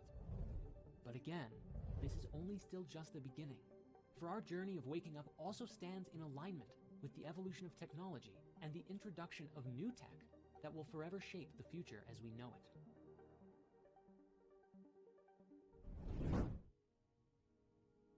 The subject of extraterrestrials has mystified humanity for countless generations. The question of, "Are we alone in the universe?" has inspired us to push forward and advance as a species in the search for life in the great beyond. But to this day, judging by the way people generally treat the subject, it would appear that we have yet to make any form of substantial contact. Yet, the awareness of a deeper truth, that something is being hidden from us, is regularly being leaked to this day.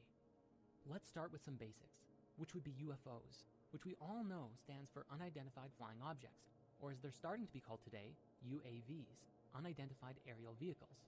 It was shortly after the 2 atomic bombs went off during World War II that UFO sightings spiked around the world. Hundreds of reports of UFOs began to emerge in the decade that followed the incident, and it was in 1947 in Roswell, New Mexico, that things got really interesting. Reports of a UFO crash landing in the shape of a flying disc inspired tremendous interest in possible alien activity as the US military quickly quarantined and cleaned up the site, claiming it was simply a weather balloon. This was really the beginning, and today, thanks to modern technology, especially cell phones, we have access to thousands, if not tens of thousands, of seemingly unexplainable UFO sightings from around the world. My own personal favorite is the Dome of the Rock incident from 2011, where several independent people caught footage of a bright, glowing, and oscillating orb that descended over the Dome of the Rock in Jerusalem. After hovering over the sacred temple for several moments, it shot upwards with tremendous speed, disappearing into the sky. In more recent times, a video that was leaked several years ago was released by none other than the Pentagon, featuring 3 separate accounts of US military pilots attempting to track and follow incredibly fast-moving aerial ships, without any clue as to what they were. Along with curious phenomenon like these, we also have a long list of ex-military officials who have either claimed to have seen or even had some level of interaction with these crafts, identifying that not only are they real, but they have no idea what they are. One particular interesting subject in this discussion is the work of Robert Dean, a retired command sergeant major who, after that job, became a ufologist and had been very public about his experiences with UFOs and ETs up until his passing away in 2018. At one point, he gave a presentation, the full thing of which you can find available on YouTube, accounting many of the things that he saw in the military and NASA. The most interesting of which being the story of what happened during the real moon landing. Now, many people today believe that the moon landing itself is a conspiracy, that it was faked because of certain things that stand out about the moon landing that don't make sense, such as why the crosshairs of a camera are appearing behind a particular object on the screen, or the strange objects in the reflection of the astronaut's visor. But what Robert Dean has described was that there was actually a real moon landing. But what happened was that upon arriving at the moon, what the astronauts found was that it was populated. There were, according to him, little alien people walking all over the place, ships flying through the, well, I'd call it air, but I guess they don't have oxygen up there, do they? This was such a shock to the astronauts that after their visit they returned back with 40 rolls of film of what they saw, and NASA supposedly destroyed it. The thinking seems to be that the revelation of this truth was so out there that NASA buried the truth because of what would happen to the world if this was to get out. Now, I'm not saying that I'm in support of hiding the truth, but at the same time, think of how many religious beliefs would be shattered from this truth. How much chaos would be caused if all of a sudden our entire global paradigm was to change in an instant. Again, I'm not saying that they're destroying the footage, if it did happen, was a good thing, but at the very least, trying to see things from every perspective. Specifically, there was an ex-CIA operative who spoke with AJ Plus at one point, and she described that the single most important thing that she learned from her time as basically a spy was that everyone believes they are the good guy. So even if this event did happen, whoever it is at NASA who controlled all of the information probably did it believing they were doing the right thing. We will return to Robert Dean at another point soon, because he shared something else that was very interesting. However, first we have to discuss this. Okay. You may be familiar with a man named Bob Yeah. Lazar. Bob Lazar is the fucking goat. Alright, we're gonna switch this up. We're gonna go tell him. What's it called? I'm gonna play some games.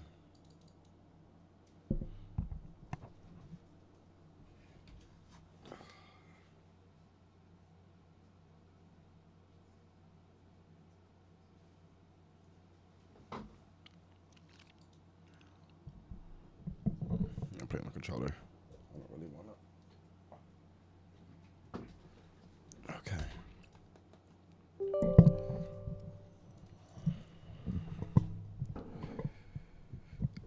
Show me some more.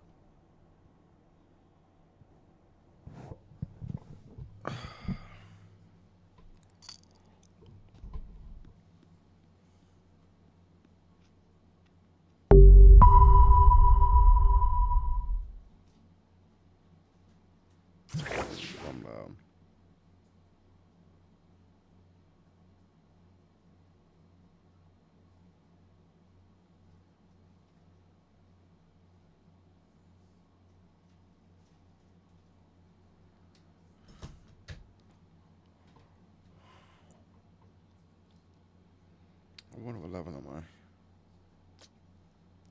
I do need to run a new game though, cause this shit is nothing but talking to people.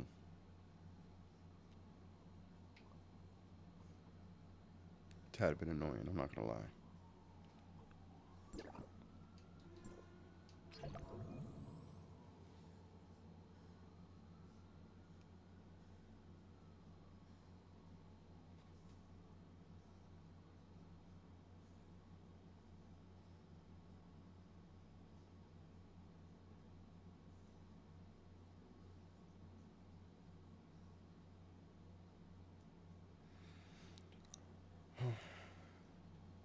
Let's see. Oh, I think I gotta move my shit over here. Cause the map is over here. Bring my shit back some. Let's go.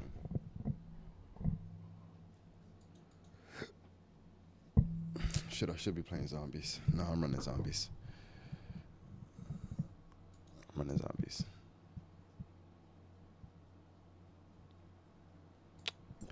Let me play this shit. Let me play this shit.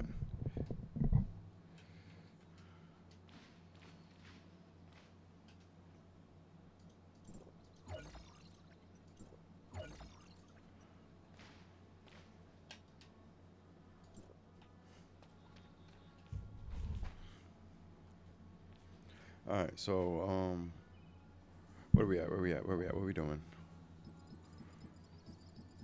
Where's the missions at?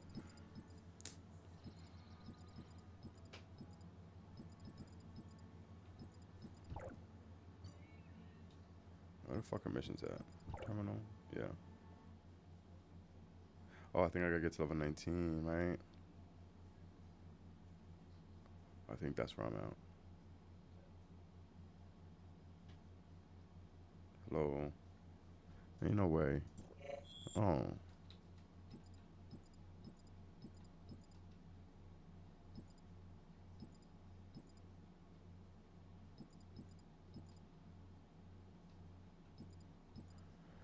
Let's track this shit.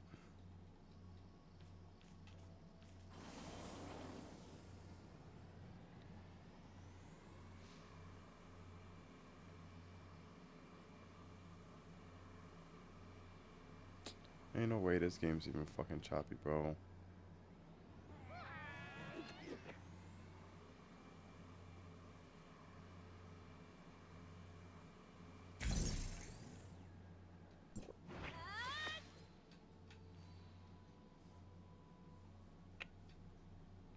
Bro.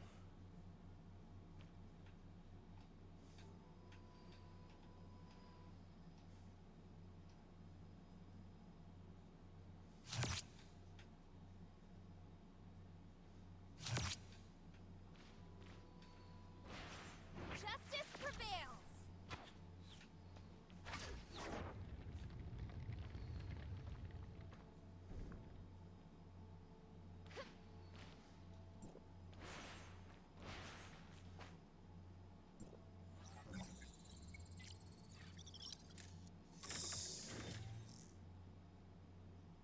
No, this is blowing my shit, like.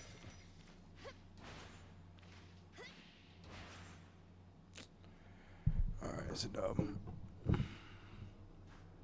Like, holy shit. Let me go look into,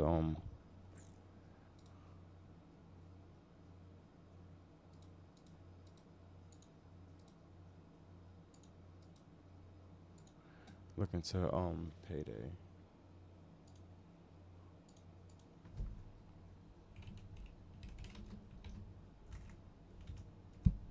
Cause that shit's been fucking up.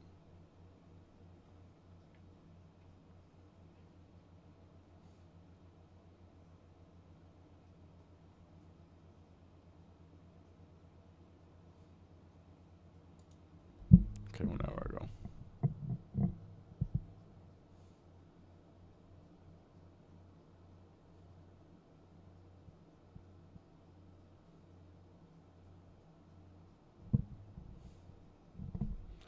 Okay, well, launch day itself saw some problems in instability the early morning of Friday 22nd Presenting increased master matchmaking.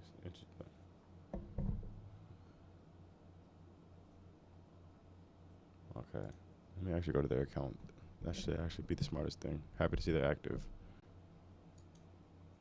I can't believe this fucking stream shit really takes this much CPU. Like, holy fuck.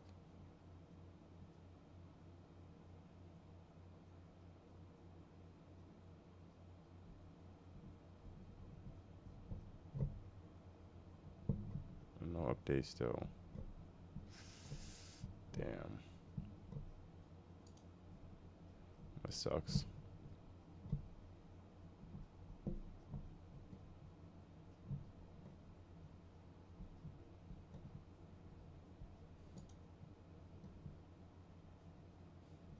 I didn't spend it, but I liked it anyway.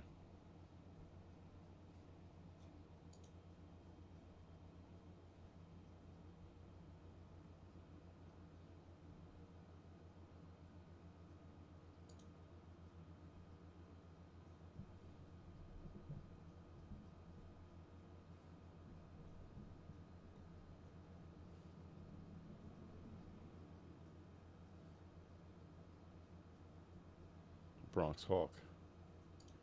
Damn, fam, that fucking sucks. Still no fucking update.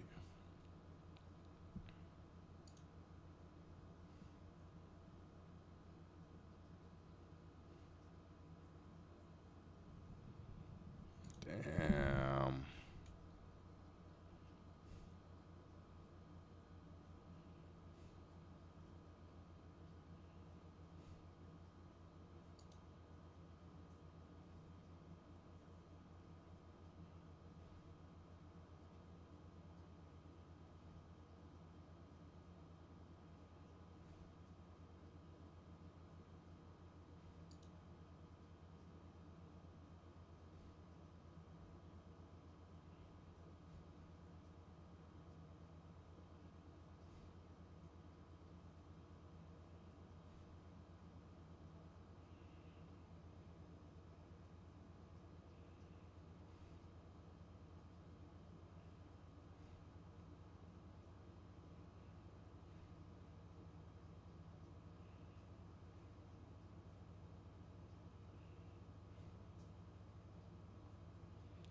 Alright, fuck, yo.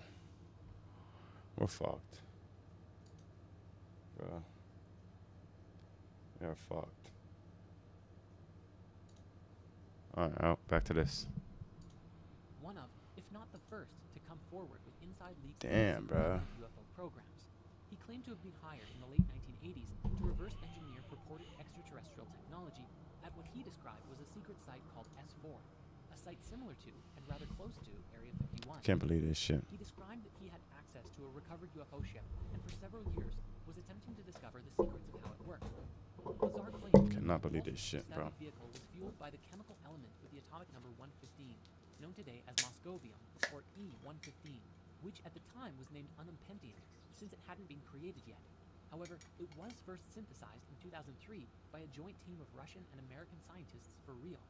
He said that the propulsion system relied on a stable isotope of E-115, which supposedly generated a gravity wave after being excited by livermorium, element 160, during proton bombardment. He argued that the decay products brought about by the reaction between the two elements would include gravitons, a hypothetical quantum particle that is thought to be responsible for gravity. In his new Netflix documentary, he used the analogy that the craft is kind of like a bowling ball. If you were to put a ball onto a piece of fabric or your bedsheet, and then proceeded to push down on the areas around it, the bowling ball would fall forward into the bends and gaps that you create around it. In this way, the craft would kind of just fall through space by distorting space-time around it, like in a continuous rolling motion. This is what allowed the vehicle to fly and to evade visual detection by That was good. around it. He said it levitated silently, and when it was activated, he was unable to even put his hand on it, because the force would repel his hand away like a strong gravitational field. According to intel that he received while at S4, the ship, which was one of 9 that the military had access to, was originally from the twin binary star system called Zeta Reticuli, and had belonged to the Greys, which are the most common visual of aliens that we generally see today when you think of what an alien might look like. We even have an emoji for it. He also explained that the way that the military worked was so secretive that they wouldn't even let the various divisions studying the craft to communicate with each other, so progress on reverse engineering the technology was very slow. while one group would be working on controls, another on propulsion, and another on, well, you get the picture. But due to this isolation, they wouldn't easily be able to identify how the different parts of the ship were interconnected and worked together, and thus reverse engineering became very difficult. This was especially challenging because supposedly the ship was entirely interconnected. There weren't really any moving parts. It seemed to be one singular solid object.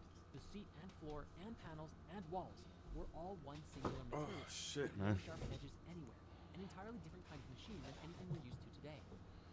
Now, after Lazar came out publicly about this, his life fell apart. Many people quickly looked into his life and found that he seemingly never had any of the education degrees that he claimed to have had. Yet, upon deeper investigation, documents stored away in his old university proved that he was telling the truth.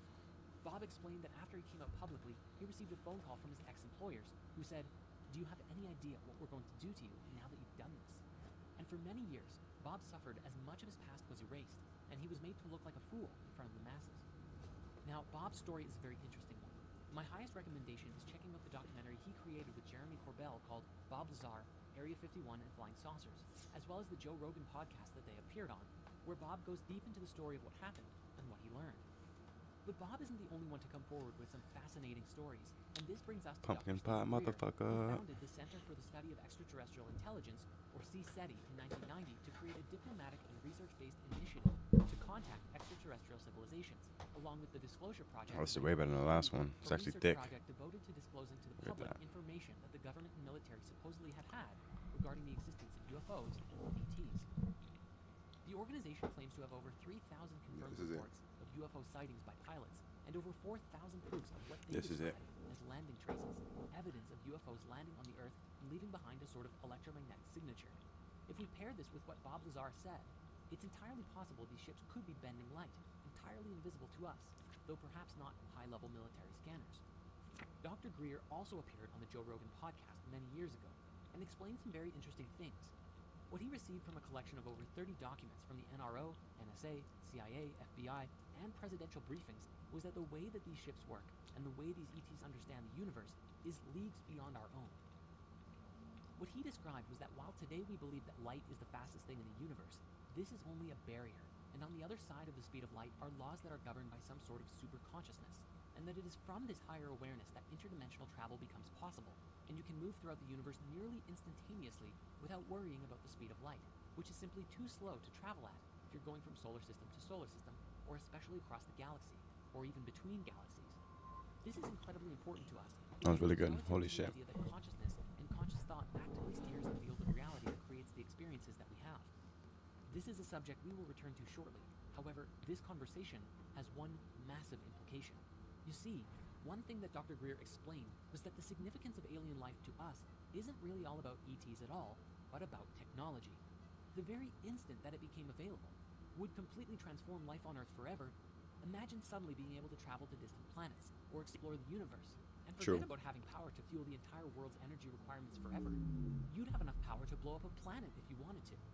This has tremendous implications to it, and may even be part of the reasoning for keeping the technology hidden for now. The question arises, is this technology hidden so that only the secret rulers of the world can have it, or is it because humanity is not yet ready to inherit such a gift? No. One final piece in the ET and UFO conspiracy is the concept of the hoaxed alien attack. This comes from the late Dr. Werner von Braun, the top Nazi scientist. I made another slice of that cake After of World War pie. I'm not II, gonna hold came to you. the United States to work for the U.S. government. Funny how that happens. God damn. And on his deathbed, he theorized that after a war with the Middle East, one day there would be a hoaxed alien attack, which was a part of the secret plan to weaponize space and control the world. He actually urged Dr. Rosen, his secretary, to thwart this plan above all else, because if it were to come to pass and space was weaponized, whoever controlled these powers would have complete and supreme control over everyone. Yeah, and the it'd be world would nasty fall work. under the complete control of the oppressors. Yeah. Now, the subject of ETs does not end there, however, because there is also the reptilian conspiracy. Most famously brought to the public attention by the British conspiracy theorist David Icke, it's become one of the most infamous and popular conspiracy theories ever, sparking numerous parodies and commentaries in the media and TV shows. To put it simply, Icke believes that an interdimensional race of reptilian entities known as Archons have hijacked the Earth and are stopping humanity from realizing our true potential. He has argued that these Archons are the same beings mentioned in many Gnostic texts that have identified themselves as demons and rulers of the 7 planets in various traditions, mostly having the ultimate goal of preventing souls from leaving the material realm. He claims that because of this, they have gone by many names throughout history, including the Anunnaki from Sumerian myth and the Watchers and Nephilim from the Book of Enoch. He argues that human sacrifice to the gods in the ancient world was actually for the reptilians' benefit, especially the sacrifice of children, because he tells us that at the moment of death by sacrifice, a form of adrenaline surges through the body, accumulating at the base of the brain, and is apparently more potent in children, something that is today reminiscent of adrenochrome. Bringing it more into the modern day, he claims that a genetically modified human Archon hybrid race of shape-shifting reptilians, known as the Babylonian Brotherhood, or the Illuminati or Freemasons to us today, Babylonian manipulate global Brotherhood, events huh? to keep humans in constant fear, so that the Archons can feed off of the negative energy. Very interesting. Now, he has also claimed that the members of the secret elite are descended from reptilians coming from the Draco constellation. He stated that the reptilians come not only from another planet, but also another dimension, the lower level of the fourth dimension, which he calls the astral plane, the one nearest to the physical world. As of 2003, when his books originally brought this theory out, he said that the reptilian bloodlines include all American presidents, 3 British and 2 Canadian prime ministers, several Sumerian kings and Egyptian pharaohs, and a whole bunch of celebrities. Remember when that article went viral about how Justin Bieber supposedly turned into a giant reptile in front of everyone? Some of the most prominent bloodlines are said to include the Rockefellers, Rothschilds, various wealthy European families, and established families of the eastern United States, and the British royal family. In fact, he said in numerous interviews that he saw former British Prime Minister Ted Heath's eyes turn entirely jet black while the two men waited for a Sky News interview in 1989. Ultimately, the global elite make up the top of the pyramid for the reptilians in modern day, all with the intention to keep us sedated or trapped in this reality without gaining a higher knowledge. At the top of the global elite are what Ike has referred to as the prison wardens, who oversee us in what is, to them, just a prison world. Well, yeah, The New World we Order, are. their main goal is apparently to create a microchipped population, a one-world government, and a global Orwellian fascist state, a brave new world, which he claims will be a post-truth era where freedom of speech is denied. And how are they planning to do this, you might ask? Well, if Ike is to be believed, then the Brotherhood either created or controls everything.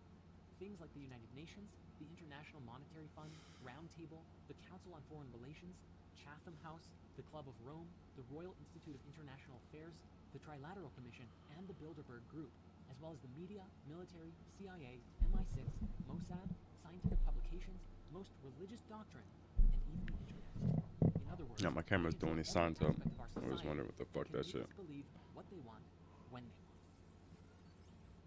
Before we move on, I think it's important that we now revisit Bob Dean and a particularly interesting story that he shared during the European Exopolitics hell? Summit in 2009. He described that he was attending his son's retirement ceremony from the U.S. Navy in Washington, D.C., and at this event, there were a great deal of active and retired generals, admirals, captains, and more. That shit One just. particular retired Navy scientist approached him and said, "Hey, I know you. You're that retired command sergeant major That was who weird. opened up about the UFOs. I have a story for you. That my last government job was as a plasma fusion physicist at a top secret place outside of Las Vegas. And I was working there for 5 years with 2 guys who were not from here. They were from somewhere else. Delightful people supporting us in figuring out plasma fusion, which equates to infinite energy forever."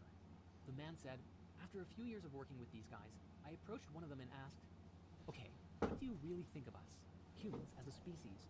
And the alien said, 'Well, since you've asked, we think you are a primitive, savage, and dangerous race.' The other alien, who was listening in, then leaned in and said, 'And you also smell bad.' And he explained that it's not really about our bodies, although yes, we have polluted our bodies and the earth to a wild extent, but that we also have a psychic odor about us. Our thoughts and feelings are so negative that other higher species find it terribly offensive." While this story is actually kind of funny, it's also something that we should take very seriously. According to the reports and expressions from many whistleblowers, the other species who are interacting with us are actually mostly benevolent, and if we can really listen to what they have to say and do some meaningful self-reflection, it may just help us to clear out our own negativity, release ourselves from any reptilian or other controlling influences, and put us into a position to meet some really cool otherworldly species. Shit. Sounds good. Know your customer. It's the de facto business mantra of our modern era. Collect enough information on everyone's web browsing and social media habits, listen to what they talk about when they believe they're alone, and feed the data into a network of computers so complex that computer scientists aren't even sure how it works at all anymore. This complex neural network of computers, data, and programs are then linked to nearly all of us through the apps and web services that we use on a daily basis, spitting out products, content, and suggestions catered to individual desires better than anything that has ever been done before, keeping the masses glued and engaged on their phones, tablets, and desktops like nobody's business, and have been specifically designed to manipulate our thoughts and feelings in order to keep us using the apps longer, get our friends and family engaging, and spend more money in the process. This is our current reality. And what's more interesting, the business model is wildly successful, and most people don't even know that they're a part of it. Where does humanity go from here? A cyberpunk dystopia? As technology continues to advance, there is concern wouldn't mind it. growing in the minds Cyberpunk's of those who fire. freed themselves from the Matrix long enough to realize that there is an issue. As technology continues to evolve and humans become more integrated with it, the line seems to blur between what is real and what is not. Then again, if all of reality is an illusion anyways, does it even matter? Let us begin our exploration with a software that currently exists today that begins to blur the lines between reality and illusion. Deepfakes. Technology is just now reaching a point where we can produce videos of just about anyone saying or doing things that they otherwise wouldn't say. President Trump is a total and complete dipshit. Granted, this technology is still in its infancy, and while that clip itself can easily be identified as a fake, every day as it improves, it becomes more and more difficult to tell the difference between deepfake and reality. Even today, it's being used in nefarious ways, including making porn videos of celebrities by taking their faces and applying them to other bodies.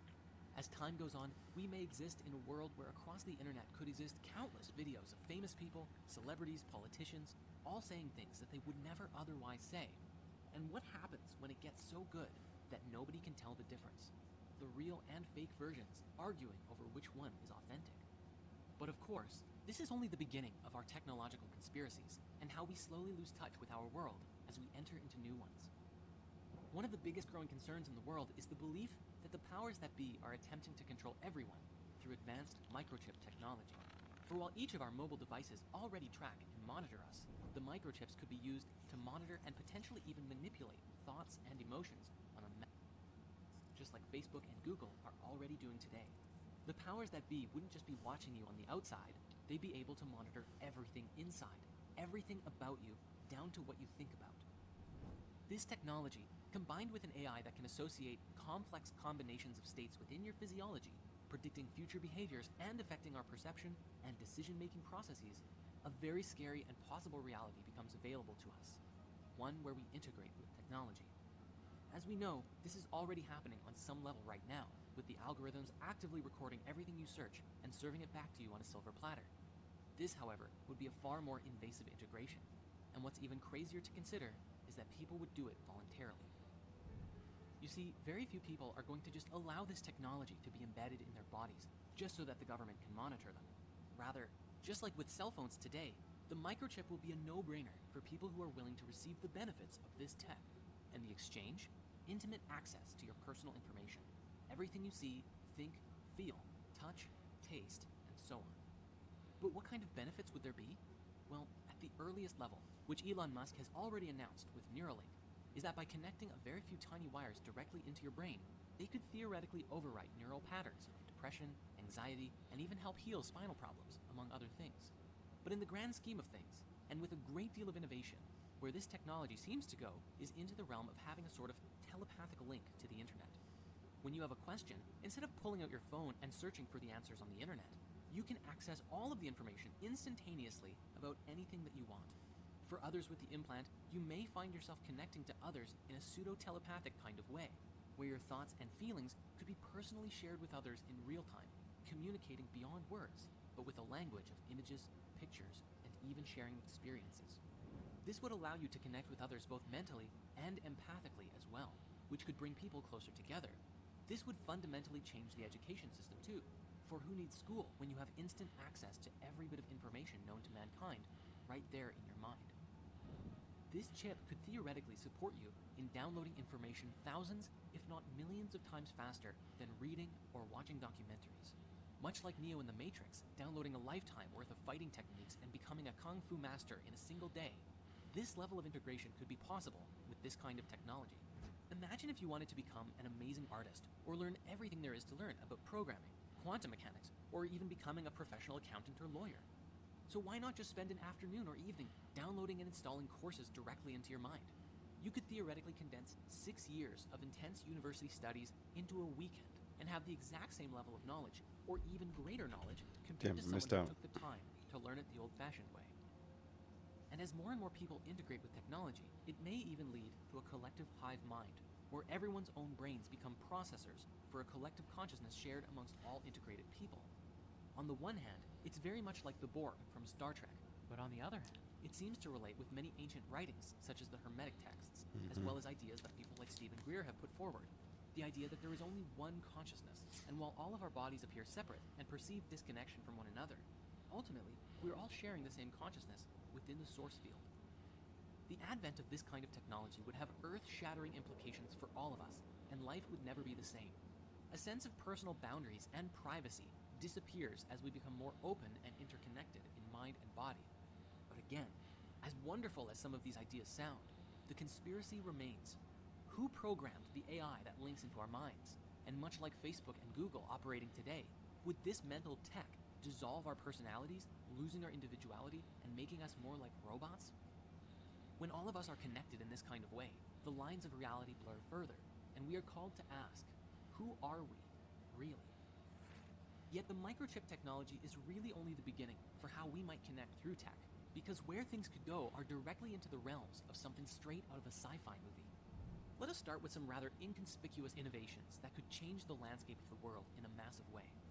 Perhaps one day, let's say scientists and engineers complete a prototype for an artificial eye for blind people. One simple surgery, it's a miracle. People who have been blind their whole lives suddenly have the gift of sight. But it won't stop there though. Suddenly, these people can see wavelengths of light that normal eyes can't, have an integrated zoom feature giving them binocular eyes, and even have an augmented reality display directly in their inner vision. So heard. These people could literally play Pokemon Go anywhere without a phone, literally seeing Pokemon all over the place. Talk to me nice. When cyborgs can not only see, I don't know when you but see commenting better that shit. than someone with normal Stand eyes, out. even people with fine eyesight. I don't gotta. And a new generation of Wanna look at my upgraded sweater? humans begins. Even on a less invasive level, we have the ideas like the digital contact lens depicted in the new Brave New World series, which is a contact that hooks into receptors in the back of your eye, giving you a direct mental and visual link to everyone else in society. This could happen with prosthetics. What you think? too, and in a way, it already is. Good although sweater? The tech is still in its infancy. Bad If sweater. someone loses or breaks their legs or arms in a terrible accident, they can one day get bionic limbs that are more powerful and capable than any normal body part, giving them Oh, you were trying to do super some strength or yay super shit. speed, I don't know at least up with to the you. limits of what the rest of the biological body can handle. Oh, I'm texting When this tech bitches is back. available, Man, just of give me a course, second. some people will opt to have their arms or legs replaced by bionic body parts. This may even be especially popular in top-secret super soldier experiments done by militaries of the world, if they're not already doing it. Ideas like this have also been made popular in pop Rest of the culture, pockets on such that as with shit. Cyborg in Treasure Planet, or Ed Elric from Full Metal Alchemist. Never seen this sweater with But pockets like. speaking now to That's the integrated weirdest shit. experiences, let us shift our focus for a moment to consider VR. It's not impossible to think that something like the Oasis from Ready Player One could be right around our doorstep, a massive multiplayer online universe that puts you into the experience through VR technology. This could, and likely would, lead to a form of mass exodus from real life, as people begin shifting their lives into this digital realm. Why go to work in an office when you can work from any conceivable place in the universe? And then instead of spending time with friends at the bar after work, why not go hunting dragons together? Instead of playing racing games on your iPad, why not go and actually experience a race yourself? Completely immersive. You home and yet? safe You from you your home? phone You at home. situated? You settled? With all of the They suffering say in 8 the world o'clock. and the fantastic possibilities offered by VR, some people might seek out a life spent mostly or even totally in-game. And while everyone is inside of the game, what would happen to the real world? If we are not careful, we may end up with a reality like Ready Player One, with massive slums taking over as people spend less and less time in the physical dimension. Why bother fixing the real world when the in-game world is always perfect, beautiful, or at least exactly as it's designed to be? Oh my god, bro. I know what's going on. What the fuck? Ah, these fucking girls, bro. Girls. What the hell? What a fucking headache. Love Sword Art Online. It's a fucking great game. Damn, bro. What people want to fucking hang out for? People are so hilarious. They try to finesse their way to hang out with you. It's disgusting. bitch. Just say you wanna fucking see me. Don't fucking try to finesse me in a fucking. It's disgusting. All right, close that shit down. Hold on, wait for Discord to pop up. Oh, it's right here. God damn, bro. ¿Qué pasó, papi? Yeah. ¿Qué pasó, papi? Yeah, yo, I'm in there all day, digga. Nah, I'm home. I got here like 7:40. Just rolling up real quick. All right, do you think? Let me just lower you down real quick, cause you actually sound a lot better, very clear, but that shit, you just dumb loud. It's my phone. That's why I'm on Okay, my phone. okay. Great I am quality. home, ready to play. Okay. Yeah, I was trying to play some shit earlier, bro. I don't know what the fuck it is with YouTube, bro, but there's on YouTube I can't play certain games I was able to play on fucking on Twitch and Kick. Like there's other games are fucking laggier now. Like all the games I could play before, they're fucking laggy. So it's like I don't know, maybe just YouTube takes up more like power, so CPU at the end of the day, but like it fucking sucks, bro. Damn. But I got this 3-hour shit I was gonna watch on stream all day. I'm not gonna with you. Not all day, but until you got off. So it's kind of clutch that you. Hey man, I found this fucking website that this fucking shit called this is a guy that makes all his own videos. Oh, that Payday shit. Payday's having servers are fucked. I don't know if you know about Payday, but I've been trying to play for the past 2 days, bro, and the servers are done.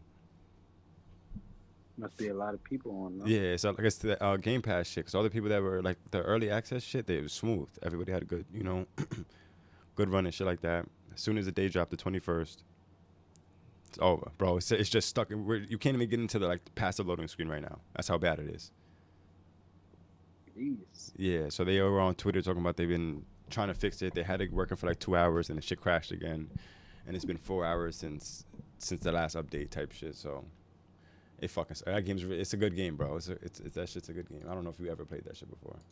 That's where y'all robbing the banks, yeah, all that shit, or holding hostages and then defending shit and then escaping and I haven't played this new one yet, so I assume it's been like 4 or 5 years since the last one.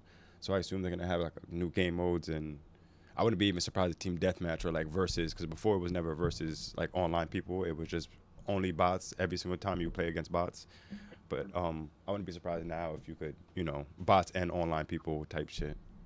Mm-hmm. Or maybe it could be like certain like juggernaut type, newer bots that are like fucking juggernauts, or like the SWAT team comes in as like a different, I mean, they always had like the SWAT team come in, but it might be different now.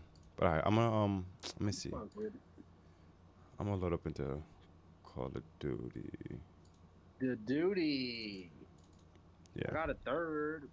Okay, let's do it. TJ on? No, he works tonight. He's at work already, actually. He'll be off tomorrow. All day. We're off every Saturday, both crews. Damn, let me see what this nigga hit me the other day. He might have hit me. TJ. Why so serious? Yeah. I think he wrote me. I could be wilding. Either that or I seen that he was online. I just don't get this shit, bro. Girls are fucking annoying. Like I don't like having a roster, bro. I don't know how niggas fucking do it, bro. You got a roster? It's not even that. It's like the options of like, it's like, I could fuck if I want to and all this other shit. And it's just like, bitches just want to hang out, and it's just like, I mean, I know what Mm-hmm. I don't want to go out and. I think I was telling you this, fucking. Nah, bro, it's not in me. And then also they can't just be up front, like, bitch, just say what the fuck you want to say. Don't sit there. I don't know, bro. I wanna fuck your dick, but I don't wanna be a hoe. I mean, nah, it's Nah, I'm yeah. Nah, I mean, hey, you probably see me sooner if you just say that. I'm not even gonna hold you, bro. Like, I'll definitely hang out with you very soon. See me tomorrow, bitch. But no, I'm down to chill. As I said, regardless, it's like I'm trying to get. I was saying same thing with you. Yeah, I'm just female friends type shit. But it's like, this bitch is weird. Like how she goes about it. It's just I don't know if it's her game. I don't know if it's Yeah, I knew it. Yeah, I just But you risked them up. nah. I don't have to. It's certain bitches been waiting for me to be single. I'm not gonna hold you. So once they yeah. So and this is something I know is easy. So it's also like I don't really want it because it's like easy. I mean it's something that's always there. You feel me? If it's like I can hit up tomorrow night. It's like yo, what's up? What you doing? And she not going to work. She all that. And it's like nah. Cool. She's cool. Cool. She definitely could have hung out with. We hung out before. We went out to eat and all that shit. We went on a date and all that. I knew it, bro. These bitches are fucking. So Bing, right? I hear this bitch hits me. She at the blue. She said, "Oh, what you doing tonight?" I'm like, "I'm streaming." She knows I do this fucking content and shit like that and work. But I'm streaming. And don't answer me because I know that is. And then friend hits my man, hits Av, and Av hits me. Like, "Oh, so what you doing?" As soon as he hits me, I knew it's like, okay, like.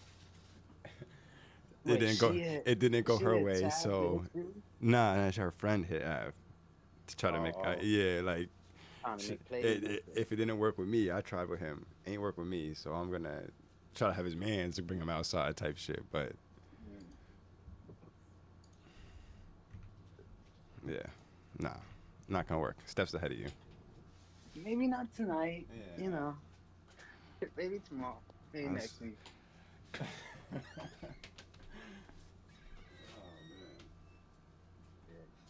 I mean, it's like being in the candy store with $1,000.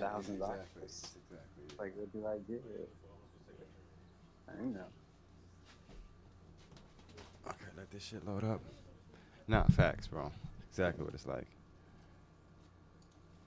I don't mind chilling. It's just, bro, it's just weird how shit goes about. It's just awkward. Like, yo, I'm going to this place tonight. You want to come? Yo. You want s'mores? S'mores pie?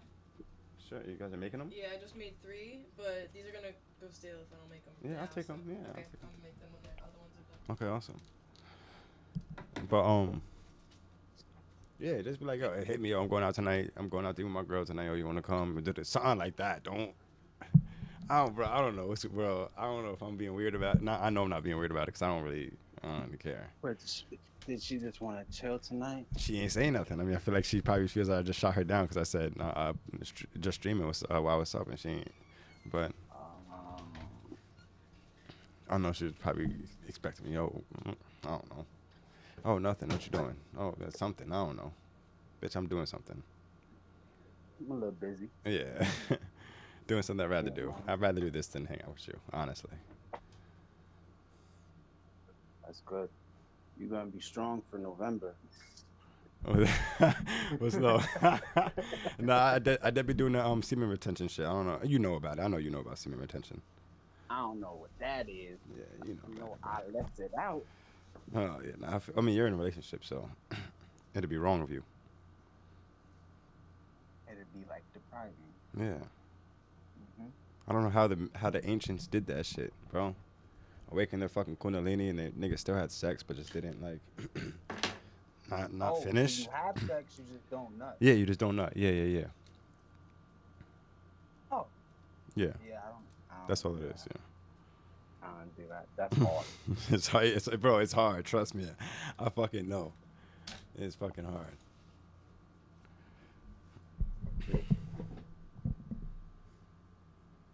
But what if you can't? What if she don't come? And you don't come? I mean, there's many ways. You don't have to, be fucking. I mean, you could eat the twat, you could touch the twat. Yeah, it's toys and, foreplay and everything, Okay, yeah. you could add on to, on top of it or in between and or start it off. Yeah. I didn't even think about it like that. Yeah, but no, I mean, if it's like, that's why I just kind of stray away from sex, period, bro, because I'm not even trying to resist. When I get that feeling, I'm not trying to, like, because there's just ways, there's methods, there's things we could do to stop it once we get the feeling, but it's just training your fucking body to do that shit every time, and then you got to strengthen a muscle, your fucking floor muscle and your fucking gooch area type shit. Yeah. Yeah, you gotta strengthen that shit. You gotta work on it. So you pretty much just clench your fucking your Yes. anus, yeah. And that's Oh, the when you do actual that. anus. Yeah, when you ever do that, your what's it called? You're working out that. That's the muscle you need. It's the floor, not the anus, but it works on the same muscle type shit. It's like And that shit, whenever you pretty much get the feeling, you do that when you get the feeling, and it holds it back and it retains it. Literally, like keeps it in your body. It like discharges it. It puts it in another place. You don't excrete it. You it goes from, it stays in within type shit. Your life source, your life energy, whatever you want to call it, stays wait, within so where you. does it go? Where does it go? I can't explain it because I'm not really the person that, but I just know it's a fucking thing. And also you could like pinch the head of your piece, like hold the head of your piece and all this other stuff. But that don't stop. yeah, it don't stop I it. mean- The flooring does. When you do the flooring thing, it like literally doesn't even come out type shit. But the I never pinched my shit, so I don't know what the fuck. I'd assume it hurts if you're having like a rush of something coming to, you know. Yeah, the pinch, just try to stop it at the top is crazy. Nigga. You might as well just do the squeeze of that ass. Wait, so you think you last longer if you do that the whole time? Yeah, if you never come, how you won't get soft, right? By theory, I would assume. You want to try? You stop being nosy. You said I want to try it. We can try it. So how long till I cannot? What happened? So it depends. So it depends on what your goal is and what your theory. I mean, you know what you're trying to do. If you do 1 to 2 weeks, 1 to 2 weeks, that 7 to 14 days period, pretty much I'm gonna say 1 to 14 days period, you pretty much you get a boost in testosterone. But around like the 7-day to plus period is when you see the boost. Like if you go to a fucking doctor and shit like that, you will see the boost in testosterone. Naturally. Yeah. So it and eventually, I'm not sure like hair loss wise, if you're dealing with that problem like hair loss and shit like that, if you like semen retain prior to like it gets too bad, you could save it. Supposedly, I don't fucking know, bro. But it helps with acne if you have a lot of acne. That shit, all that acne and shit like that goes away. Fucking just better hygiene. You smell better, just naturally smell better. Your attraction to men and women are like are it's clear. What they say, whatever you are type shit, whatever you're interested in, you attract it more. So it's not like a fucking make you gay, nah. Nah, not make you gay. Nah, I'm just saying. So they say that women just they don't know you're fucking semen retaining, but they're just more attracted to you. You get more attention. Girls look at you more. So little shit like that. And then business wise and shit like that, you have a clearer mind. You know, all this other shit.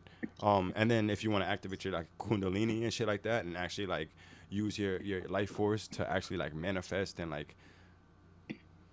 Not manifest, but just nah. Are you talking about like sex magic type shit, or what you talking about?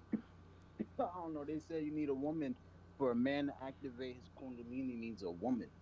Maybe, but I just know like it starts off honestly to activate your whole like the whole chakras and shit like that. They say, fucking it starts with semen retention, and it starts at the kundalini. And the kundalini is your groin, is in your groin area.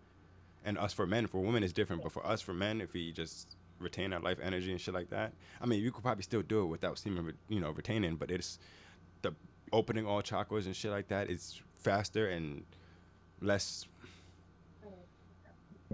It's less like I don't want to say traumatic, because sometimes you could, if you're doing it without supposedly, I don't know, because I'm not going through the process of opening my chakras and shit like that. But supposedly, if you go through the process of opening your chakras without semen retaining, you fucking. In the car. It's like a rougher process type shit. Like you just go through it harder. You may skip some steps and not. I mean, you may go through a process of opening your kundalini, but you may not fully understand it or may not fully activate it. I can't really explain it. I don't know why I'm talking about it. But I heard of it before, and I heard some dude say you need a female to activate it. I don't know. I was on YouTube. Maybe he just was talking what he believed. Okay. But he was on some, a male needs a female to actually activate the Kundalini. I mean, maybe, bro. I don't know anything about. Go ahead, my fault. You gotta. Well, this is what he said. Cause you gotta like be in tune with your feminine side. Yeah. I was like, nah, I'm good. Hey, bro. Once you hit a certain level of enlightenment and you're tuned. Fucking. The devil was a transgender, my nigga. Yeah, androgynous. Yeah. You know what I'm saying? Fuck that. But some of the fucking, once you get like, I don't want to say enlightened in a way and shit like that, but once you actually like get to a certain level, like that's, you could think. Wait, did you update your phone? You go balance both the feminine and the masculine and think in a way that's like beyond male and female, you know, like the basic thought processes of an average man and the average woman type shit. You're enlightened in a way. But yeah, I'll be on that semen retention shit. I mean, yeah, so I fucked up. I was good for up until my birthday. I was 10 days in. And then so I started, I've been doing my research, I've been watching videos on semen retention and shit like that on YouTube. And then that's when I learned about this whole sex shit, because they're saying there's men that are in relationships and the old mystics, like back in the day, like they say they never actually came. Like the way they got their women pregnant from pre-cum and shit like that. But like the people that were like fucking enlightened, like fucking Buddha and so on and so forth, and these people, I'm not sure if they fucking had kids, but I'm saying like people of this stature, like Aristotle and Socrates and, you know, the fucking pantheon, the Greek fucking philosophers and shit like that. When only time they would have kids is from pre-cum. They would never actually use their life force. You know, they would never actually come in their whole lifetime, bro, in their whole lifetime. So that's how they became so enlightened, because they were just ahead of their fucking time. Oh. Okay, that makes sense. But then if you got a low sperm count, you ain't got no count. You ain't got no sperm in the semen.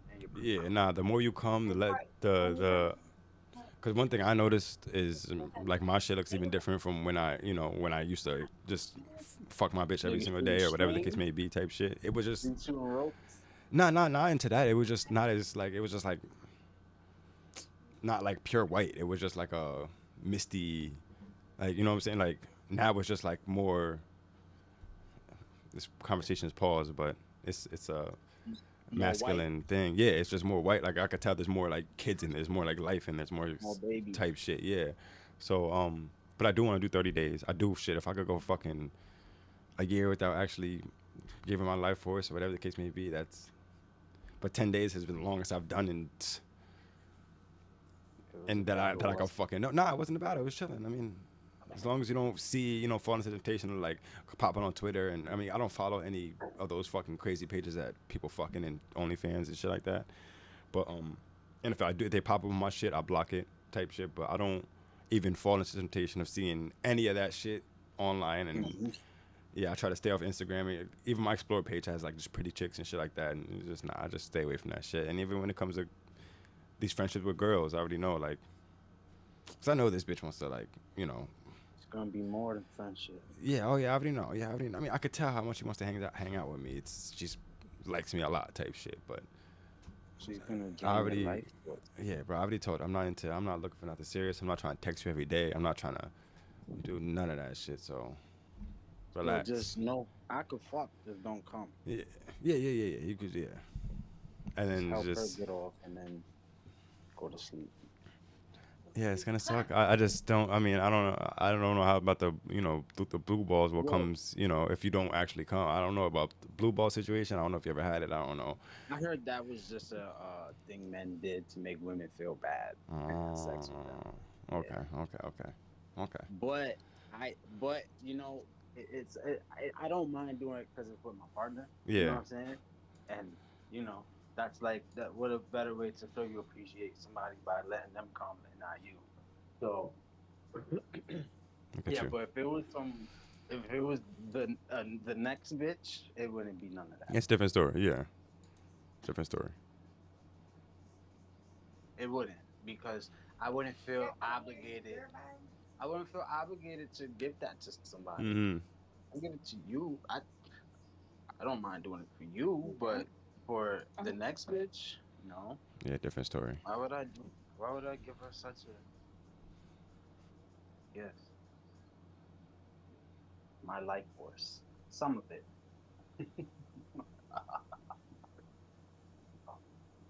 I'm never gonna come again. Nah, but I mean that I mean if that's true, I mean I guess I could use that because I'm not trying to take no steroids and I be working out a lot and shit now, so I don't I don't want to use steroids. I don't want to body build per se, but I do want to get. I'm gonna want to get a little bigger than what I am now. Yeah. What are you? How much you weigh right now?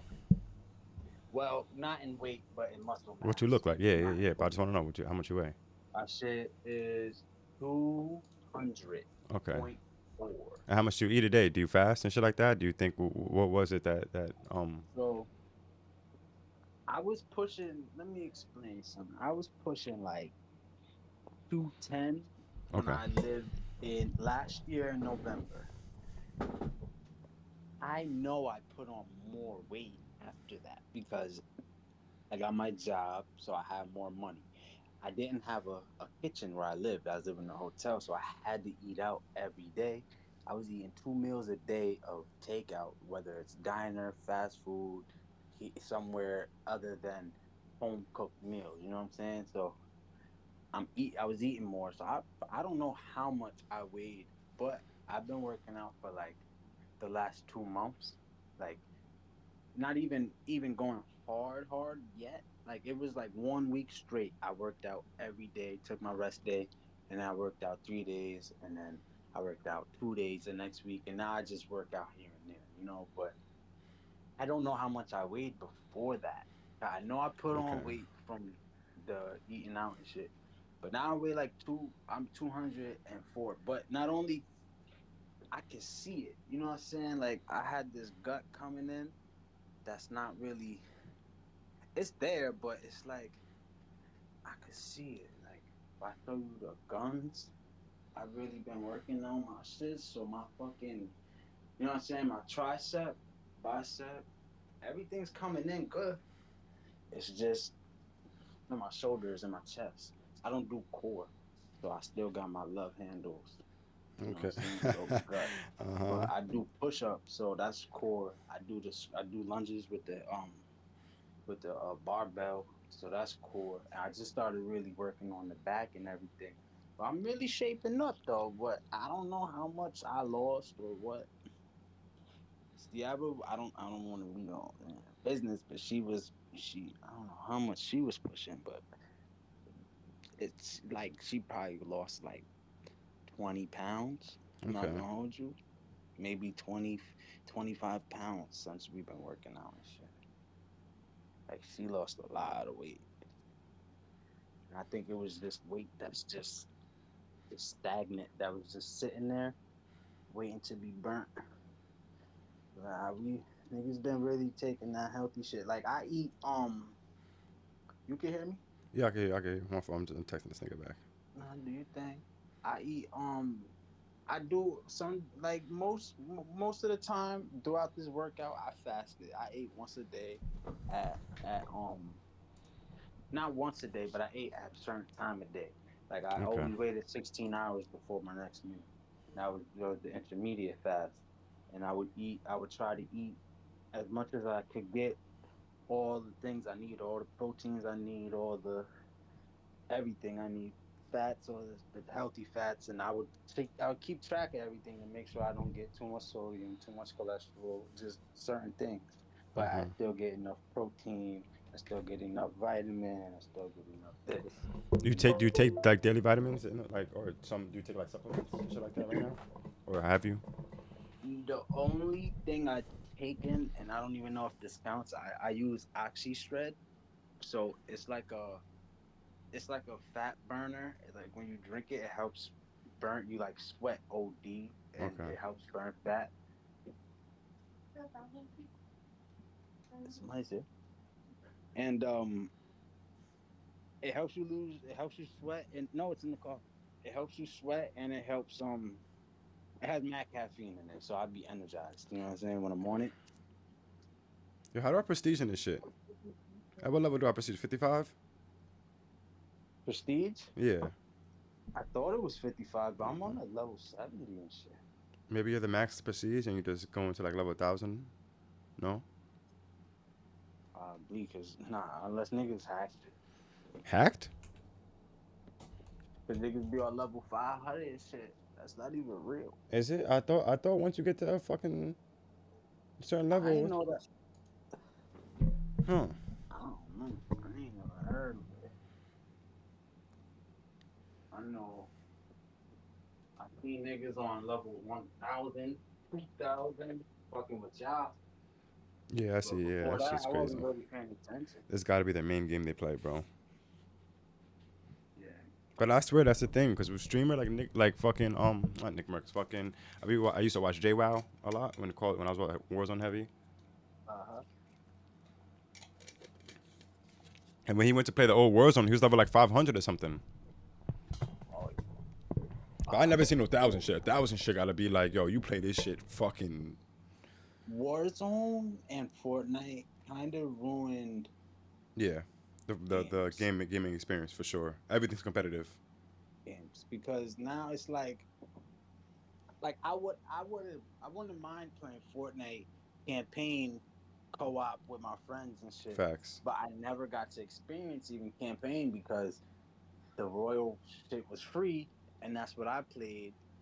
And then Call of Duty, instead of like, cause they do they do the zombies, they do spec ops, they do like those side mission shits. It's like they really don't focus on that no more. They put they don't everything into Warzone. Even for like the 5-6v6s, like it's like search and destroy, domination. It's not. Everything's changed. Yeah, everything. It sucks, bro. Like it's too. Like you might see that one nigga in the lobby back in the day running around, hitting 360 no scopes, quick scopes, but now it's just like everybody. Once the game starts, everybody jumping and spinning. Yeah, trying to get the clips every year. It's all content. Emoting, and I'm like, come on, like, yo, like, play the game. The enemy jumping, this nigga jumping around. I hated that Fortnite nigga when niggas was doing the jumping shit. Yeah. You just jump around, but it's good maneuvers. But it's like, not like it's just annoying. It's like now everybody does it. Now I gotta find something to do. Yeah. It's too much. It's like, can I just play? You gotta, yeah. You have to stay up with the fucking meta. If you don't stay up with the meta, then you're falling back. It's fucking sucks, bro. You can't have your own just significant style and just, go crazy with that style. It's like, once you put that shit out to the world, like if niggas didn't put this shit out to the world, bro, it's a different story. Because it's like niggas don't know how, once they start putting out like their keybinds and how they play and shit like that and release the claws, shit like that. It's like, y'all. That's what fucked up the gaming experience too. Because now it's like everybody's a tryhard. As long as they got time and they believe in themselves. I mean, that's all that matters at the end of the day. But fuck. Niggas, wow. Because that's what made the streaming market so saturated too. Because that made everybody nice in a way. Before it's like only a couple people are actually good or attempted to be good at fucking quick scoping. Like the competition is niggas want to see it. Exactly. Yeah. Like the first person that did 90s didn't like probably stream how they went in creative mode. Like the niggas that went in creative mode and just practiced in creative mode, if they didn't do that shit, bro, the first niggas that actually like were the nice builders that did 90s and that did the triple edits, that did what else groundbreaking shit was in Fortnite that changed like fucking. There's mad different shit. Like when niggas figured out that grenade shit, when they could just mark something on the map and then they know the perfect distance to throw a grenade so it blows up instantly and to kill a whole team type shit, like shit like that. Like, But if y'all niggas, if the person who started that shit just didn't fucking put that out, like show the world how they did it, bruh. Everybody being mechs. Bro, them niggas would probably win the tournaments and everything like that if they never showed that strat. Nah, that's a fact. Because you know how fucking arena is. Everybody camps when it gets to end circle. So, bro, you could go crazy with that strat in end game. The little niggas record what just happened to them. Like, how do you do that? It's crazy, bro. Copy your loadout, copy. And niggas, because you know it's not even their fault. It's why not make money off of it by making how-to videos? Or Yeah, facts. What's the best loadout? What's this? You know, so it's like You can't be it mad at them, ruined- yeah. But it ruined it. So that's why I still be looking for like little co-op player games and shit. Yeah, I they don't need really to- like the whole. I don't mind it. You see, I play it. I'm not like my uncle. My uncle don't fuck with it at all. Like, and even like Call of Duty Online, he don't fuck with it. And you still got people out there that just want to play campaign. You know what I'm saying? Yeah. Don't hop online, play the campaign. Nigga, buy the game, bring it back. This like niggas were still doing that, bro. Still niggas ordering GameFly. You could just buy it on the app. You know what I'm saying? Like niggas will use GameFly and return it. Yeah, I'm after honestly they played it. surprised that shit's still a fucking GameStop and shit like that is still a fucking thing, bro. Oh, Man. shit. I've been lobby if you want to do something. Oh, yeah, I'm running a solo game. I'm back out right now. I probably have to end close stream because, I mean, the game's running good now, but it took fucking like 3 minutes for this shit to actually become fucking smooth. And it's still a little bit choppy. But I like playing this zombie shit so much that I'll sacrifice stream. I just want to kill these bosses.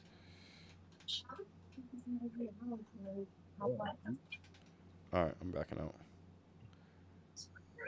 This my stream game. It's not. Alright, I'm gonna try it. Yeah, I'll try. Because if it runs smooth while on stream, then I'll play it. I ended my game. Just give me a second. I'm loading in. My fucking webcam keeps fucking freezing, bro. What if that was pissed? Just mop it. Why you can't just mop it? Spray it with something to mop it. You say that, but when we left this morning, I think we'll come back. I'm just saying something because I stepped in it like 1,000 times. Now I know I'm dragging that across the house. It don't matter. My shoes are dirty. The bottom of my soul.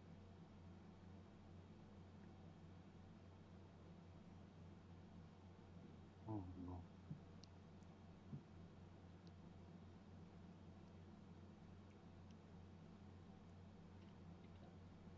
I think about cutting my hair and getting waves again.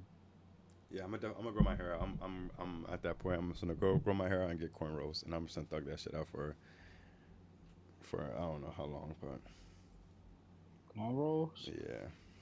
But don't do that stupid shit everybody's doing, bro. What?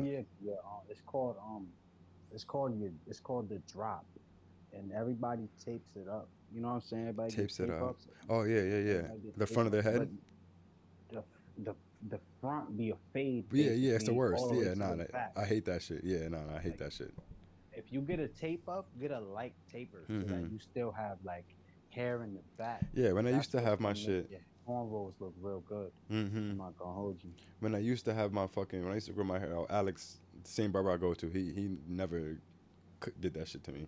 Didn't even have to tell him type shit. My shit, what's going on with this shit? I go to the guy, I be like, tape it up. Tape it up. I just get the Don't fade sides. my Yeah. shit. Tape it.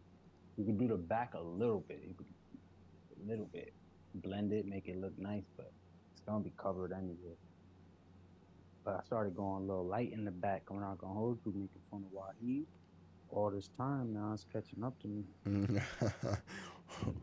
What happens? I want to buy fucking derma roller shit, those roller shits, because I got to get my fucking facial hair shit. My I've shit been is... looking for them shits all week. Yeah, Amazon has. I mean, they definitely make a difference, bro. Even if you use it on your scalp, it definitely brings your shit back, but it just doesn't stay. Like, you have to constantly use it. You gotta use it because those is the dormant hairs. And you gotta use like certain, certain vitamins. Okay, You this gotta shit, use this shit certain crashed.